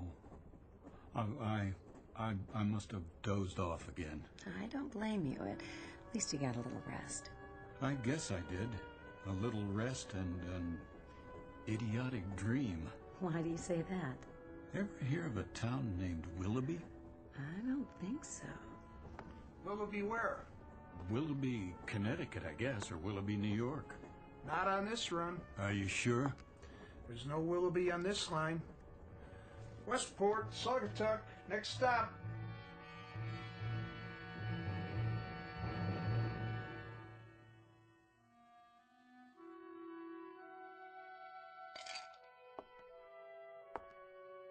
Hello, Gart. Jane? I didn't hear you come home. That's all right. I figured you'd notice sooner or later. Oh, I see. So that's how it's going to be. If you say so. What are your plans this evening? Do you care? So you're going to get quietly plastered and sing the old college songs. No. No songs. I'm all sung out. Then you're just going to get drunk while I sit here and watch. You can join in if you like. No thanks. I don't have anything to celebrate. Neither do I. It was just one of those days. I guess it was. How would you know? Bob Blair's wife phoned. She said he'd been in a meeting with you. You got hysterical or something. She called to find out how you were. They were all very solicitous, all the boys at the meeting. The kind of free-flowing compassion that spells relief for everybody because it means I'm the victim, not them. That's a big word with you, isn't it? Victim. Pour me another drink, will you, Jane? Would you spare me your little homilies for once and just give me a simple, honest answer? Did you throw away your job this afternoon? Did you wreck your entire career? It appears not. Mr. Mizrell phoned before I left the office. And? He has found it in that giant, oversized heart of his to forgive me. Forgive you for what? What's the difference? That gracious, somewhat obese gentleman will allow me to continue in his employ simply because he's such a human-type fella. Real people person. And one small additional reason. If I were to go to a competitive agency, I might take a lot of business with me. Go on. That's it. That's all of it. I'm tired, Janie. I'm tired and I'm sick. Then you're in the right ward. We specialize in people who are sick and tired. Gart, I'm sick and tired of a husband who lives in a permanent state of self-pity. A husband with a bleeding heart sensitivity. He unfurls like a flag whenever he decides the competition is too rough for him. Some people aren't built for competition, Janie, or big, pretentious houses they can't afford like this one, or rich communities they don't feel comfortable in. Comfortable? Let me get this straight. You're not comfortable here? That's the one thing. Country club memberships that they wear like a badge of status. And you would prefer... I would prefer, if anyone cares, a job, any job at all, where I could be myself. And who's that? You know, where I wouldn't have to climb on a stage and go through a masquerade every morning at 9 and mouth all the dialogue and play the executive and make believe I'm the bright young man on his way up, because I'm not that person, Janie. You've tried to make me that person, but it isn't me. You're right. It isn't. It isn't me at all. And I'm not very young. I'm a soon-to-be old, very uncompetitive, rather dull, quite uninspired, average type of guy with a wife who has an appetite that won't quit. And where would you be if it weren't for my appetite? I know where I'd like to be. And where is that? A place called Willoughby. A little town I chartered inside my head. A place I manufactured in a dream. An odd dream. A very odd dream. Willoughby. It was summer. Very warm. The kids were barefoot. One of them carried a fishing pole. Oh, please. And the main street looked like a Currier and Ives painting. Bandstand, old-fashioned stores, bicycles. I've never seen such serenity. It was the way people must have lived 100 years ago. Crazy dream. Gart. You should have seen it, Janie, this Willoughby. It wasn't just a place or a time. It was like a doorway that leads to sanity. A soundproof world where all the noise, the shouts, and the cries can't get through. Nothing serious, Gart. It's just that you were born too late, and your taste is a little cheap. You're the kind of man who could be satisfied with a summer afternoon and an ice wagon pulled by a horse. My mistake. My error. My miserable, tragic error. To marry a man whose big dream in life is to be Huckleberry Finn. That's what you want, isn't it? Something like that. A place, a time, where a man can live his full measure. And what does that mean? I don't know, but I'd like to find out. It's what that conductor said. A place where a man can live his full measure. That's where I'd like to be.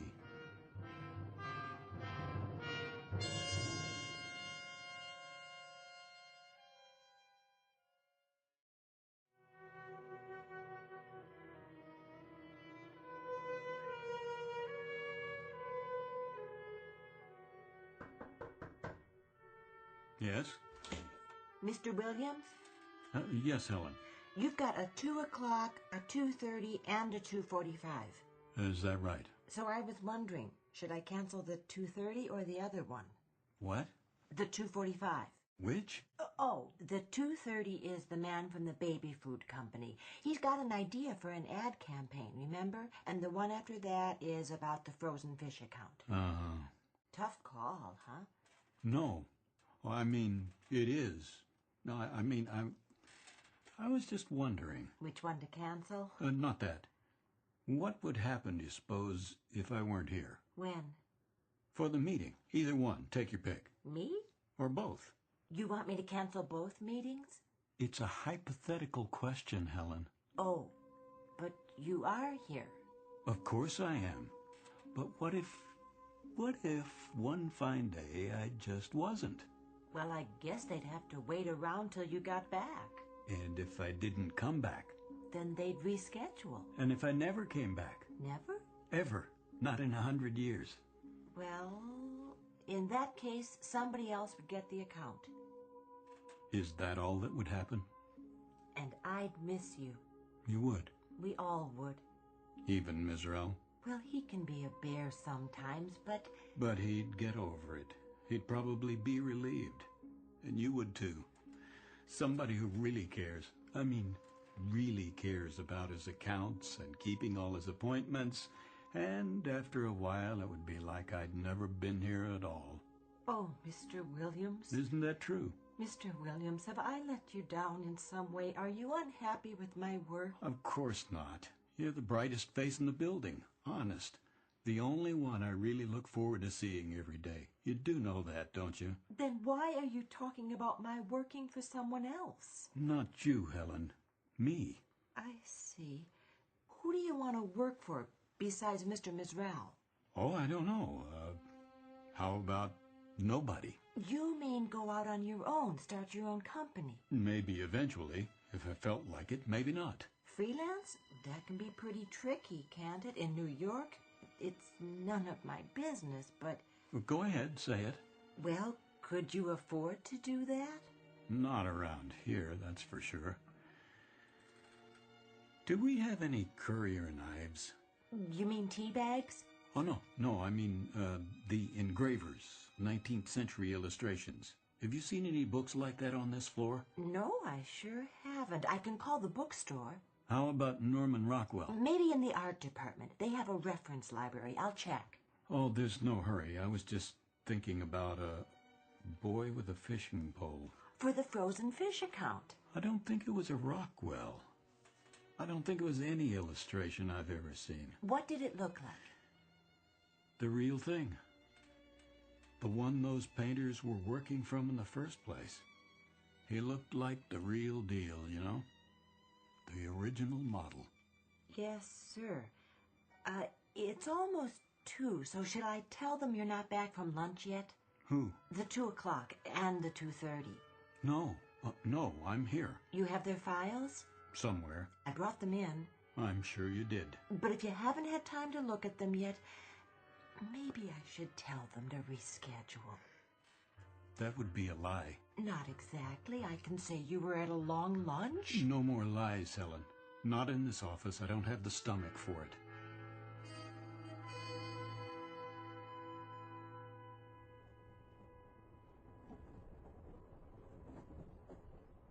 Hello again. It's you. Please, have a seat. You look like you caught up on your sleep. Feeling better? Oh, tolerable. And you? No complaints. It is a bit of a grind, though, isn't it? These long commutes. Well, actually, I only take this train for the scenery. Some view. The scenic route. If you like miles and miles of pitch-black fields, you can't even see the towns. So there's nothing much to do but grin and bear it. It's an opportunity. It is? For conversation. Do you know, I've never spoken to another soul on this train. They're all so wrapped up in their own melodramas. Misery loves company. So, we might as well be miserable together while we're sitting here. Has to be more interesting that way. Did you ever... What? It's silly. But did you ever want to get off at a stop where you've never been before, just to see what it would be like? Which stop are you thinking of? No, I don't know. It doesn't matter. Pick one and see what happens. Well, you'd be on your own. Nobody waiting. No car. I wouldn't mind. There's nobody waiting for me anyway. Would you? Not anymore. Forgive me. Did I say something wrong? Oh, it's just a... This is going to sound strange. I didn't mean to get personal. I think we're having the same dream. What? Sharing the same fantasy in a way. Remember the last trip when I dozed off? We spoke and I asked you about the next stop. I was afraid you'd miss your station. You see, I dreamed we came to a station I'd never seen before. You got off as if you lived there. I saw you outside walking around. In the dark? It was a bright summer day. Nice. What was I wearing? Something stylish, I hope. An old-fashioned long dress. Oh, I don't know about that. And a parasol. The kind with those little fluffs of the material around the edges. Really? What color? White, I think. Everything was old-fashioned. I could hear a band playing and the sun was up as high as it gets. It was the middle of July. I'm beginning to like this dream. And did you get off the train so we could have an adventure? That's the problem. I wanted to, but I didn't. Why not? I wish I knew. Willoughby. What did you say? Well, last week you asked me about a town called Willoughby, Mr. Williams. Oh, yes. I looked it up. No such place as far as I could see. You're sure? Every old timetable I could find. Nothing with that name. Not even close. Thanks anyway. Where did you hear about it? Oh, I must have dreamed it. Probably did. Old-fashioned name. Sounds nice, though. It does, doesn't it? Nice place to visit, maybe. Don't know if I'd like to live there. You never know. No, you don't. Take it easy now, Mr. Williams. Next stop, Stamford. Stamford, next stop. Is that the name of it? Willoughby? It was. You know, it seems familiar. They used to have different names, these towns, a long time ago. It could be you read about it in a book. Could be we both did. I don't have much time to read. It's almost as if I'm remembering something. Don't tell me you believe in past lives. That's nonsense. No, it's not that. But the name does sound familiar, and I do like the sound of it. I do too. Willoughby. Willoughby.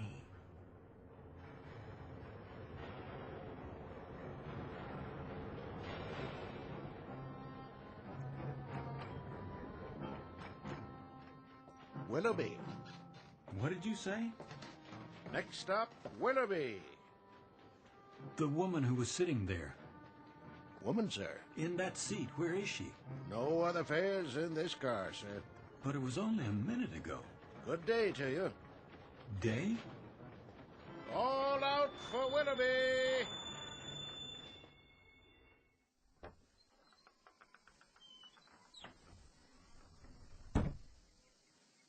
It is day. Getting out, sir? Quick, what year is this? Why, 1888, sir. What else would it be? I don't know. I've been away for a while, have you? Lost track? Yes, in a sense. How long is the stop at this station? Long enough to drop off and pick up. You have a ticket for Willoughby? No, Then you'd best take your seat. Though it is a fine, balmy day. A place where a man can live his life full measure. Yes. Hello there. Hi. You did it. You got off. Of course. This is where I live. Such a lovely afternoon. And I do believe I'll take a walk in the park with some of my friends. You're quite welcome to join us if you'd like. All aboard! Wait, the train started moving. Goodbye, Mr. Williams. If I can jump to the platform... Oh, no, don't do that. I can make it. Too late. I can make it. Don't. It wouldn't be safe. Another time. Yes, another time. We'll make a day of it.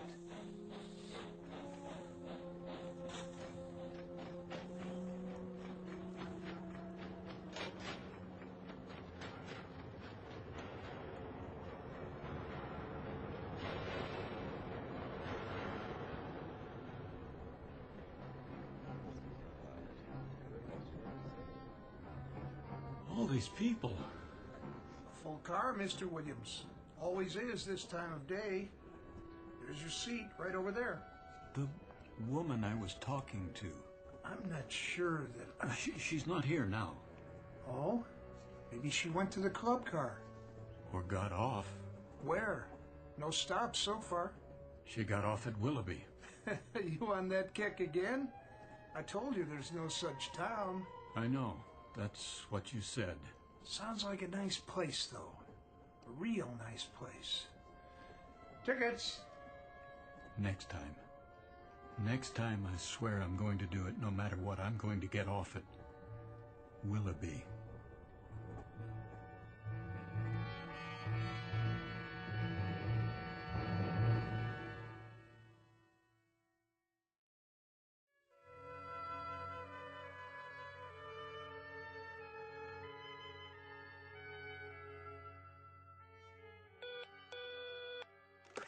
Yes, Ellen.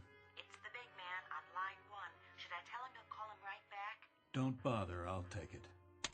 Mr. Mizrell, morning, sir. I wanted to remind you, Williams, what we need here is an ad with pizzazz. Real entertainment. We've got to take the audience by the ears and give them a yank. Rock 'em and sock 'em. Give 'em the old push, push, push. My thoughts exactly. Got to be bright, Williams. Bright with patter, hipness, and the whole thing push, push, push, push. That's what the client wants. I'm working on it. Tomorrow morning, I'll need at least a preliminary storyboard. You know what I want. A solid format with some pops for the product, leading up to one big pop at the finish. And not just any pop this time.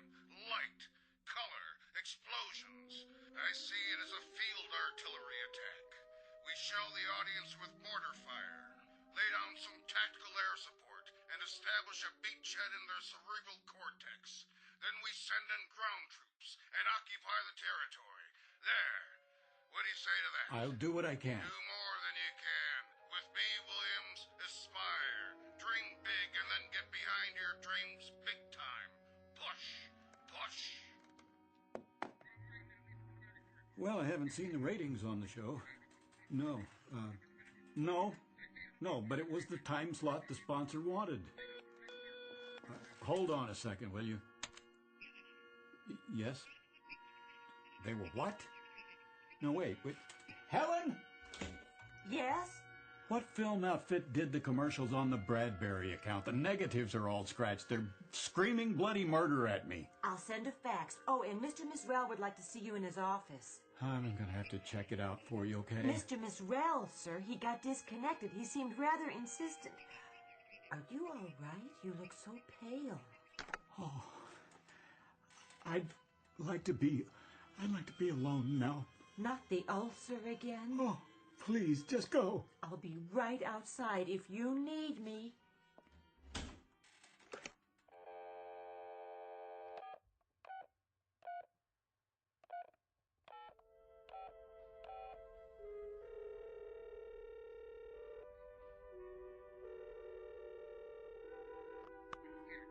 Janie, this is Gart, honey. Stay there, will you? Things are going to be different from now on, you'll see. I just want you to stay there. I'm coming home. Janie? Janie, please listen. I've had it, understand? I can't go on for another day, another hour. This is it. I've got to get out of here, Janie. Janie, help me, will you? Please? Please help me. Janie? Janie?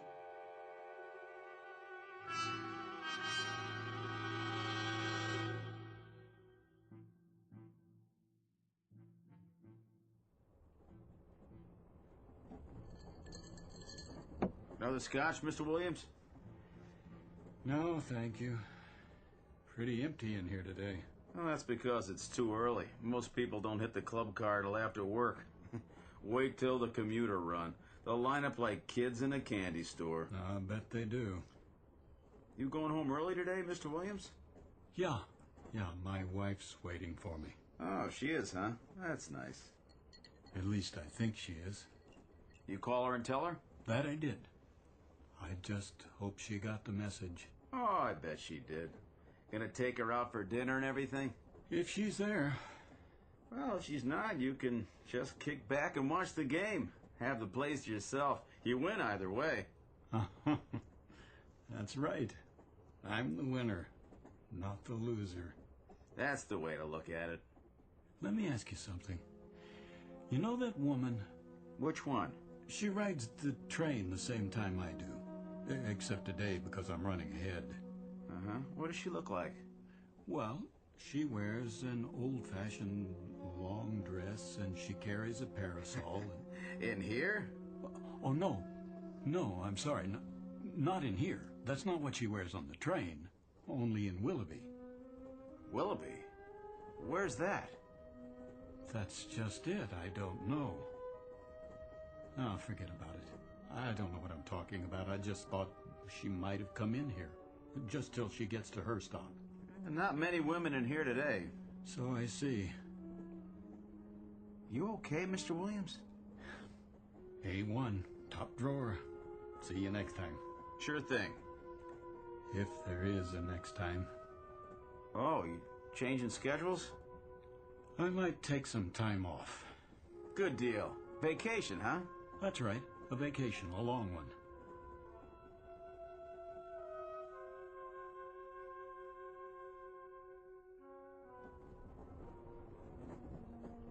Ticket? Hey, you're early, Mr. Williams. What? Decided to call it a day, huh? Yes, yes, you could say that. Well, enjoy the trip. Oh, conductor. Something else? You wouldn't happen to have a light, would you? You want a cigarette? They have matches in the club car. No worse than a drink, I guess, if that's your poison. But you can't light up here. You have to wait till we stop at a platform. Of course. I was just wondering if you could bend the rules this time. It's been quite a day. I need to unwind before I get home. I used to smoke 2 packs a day. Had to give it up, though. Doctor's orders. Right. Said it was cutting years off my life. So I decided to stick around. You want to do that, don't you?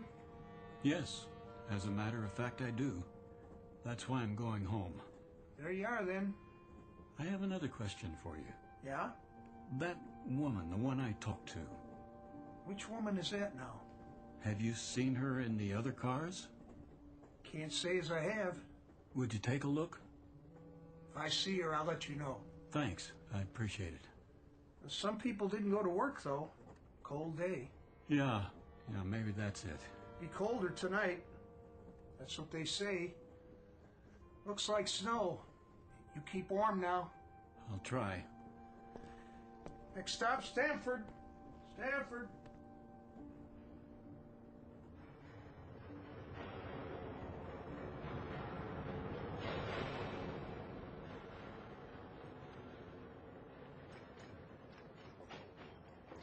Willoughby, next stop.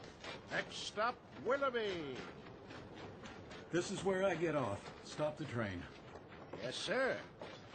That's your station, Willoughby.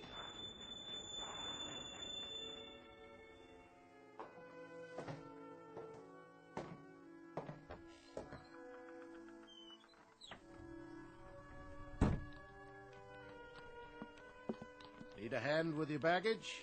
I don't have any. Nothing at all? Not a thing. A good day to you, then. Yes, it is. It really is a beautiful day.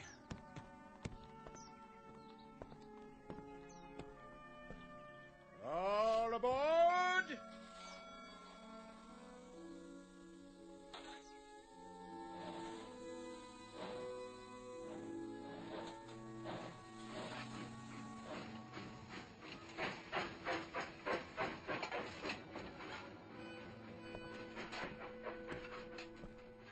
Hi, Mr. Williams. Hi. We're going fishing. I can see that. Catch some big ones today, huh? The biggest you ever saw. Want to come? Maybe some other time. It's pretty hot today. Yeah, we're gonna get a sunburn, then go swimming. That'll be fun. Come on, we got an extra pole, and there's plenty of fish. I'll bet there are. Bye, boys. Catch one for me, okay? Sure.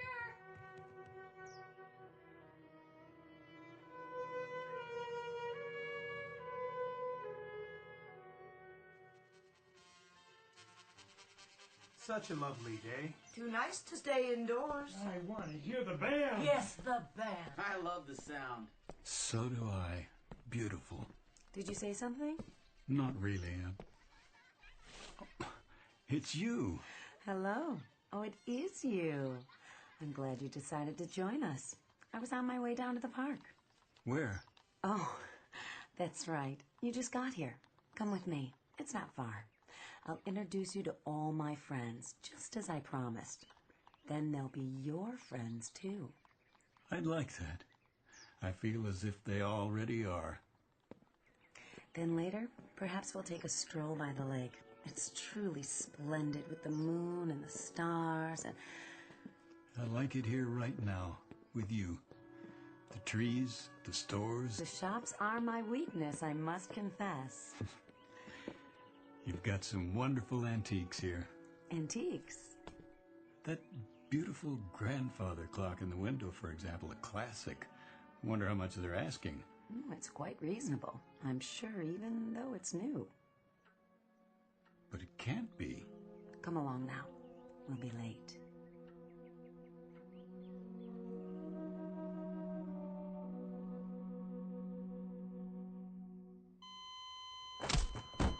Again.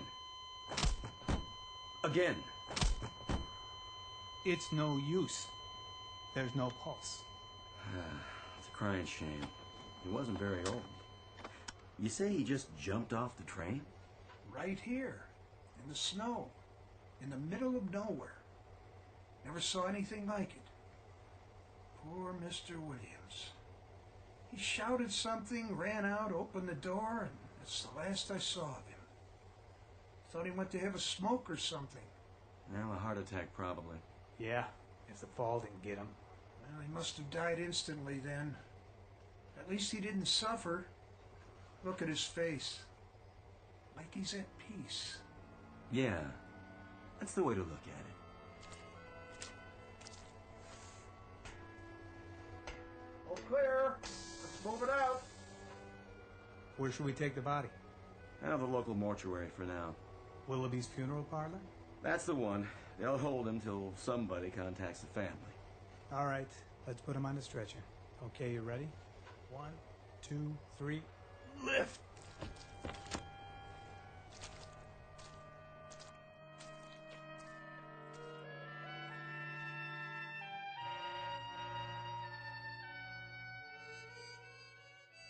Mr. Gart Williams, who withstood the slings and arrows that come with life in the fast lane for as long as he could bear them, and eventually sought respite for his torment in the only place left open to him, under a gravestone, who climbed onto a world that went too fast for him and then finally jumped off.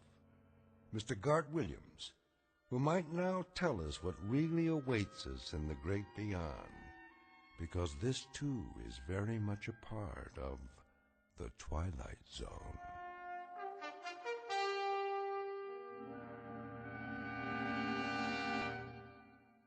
We'll return to the Twilight Zone in just a moment. You are about to enter another dimension, a dimension not only of sight and sound, but of mind, a journey into a wondrous land of imagination. Next stop, the Twilight Zone.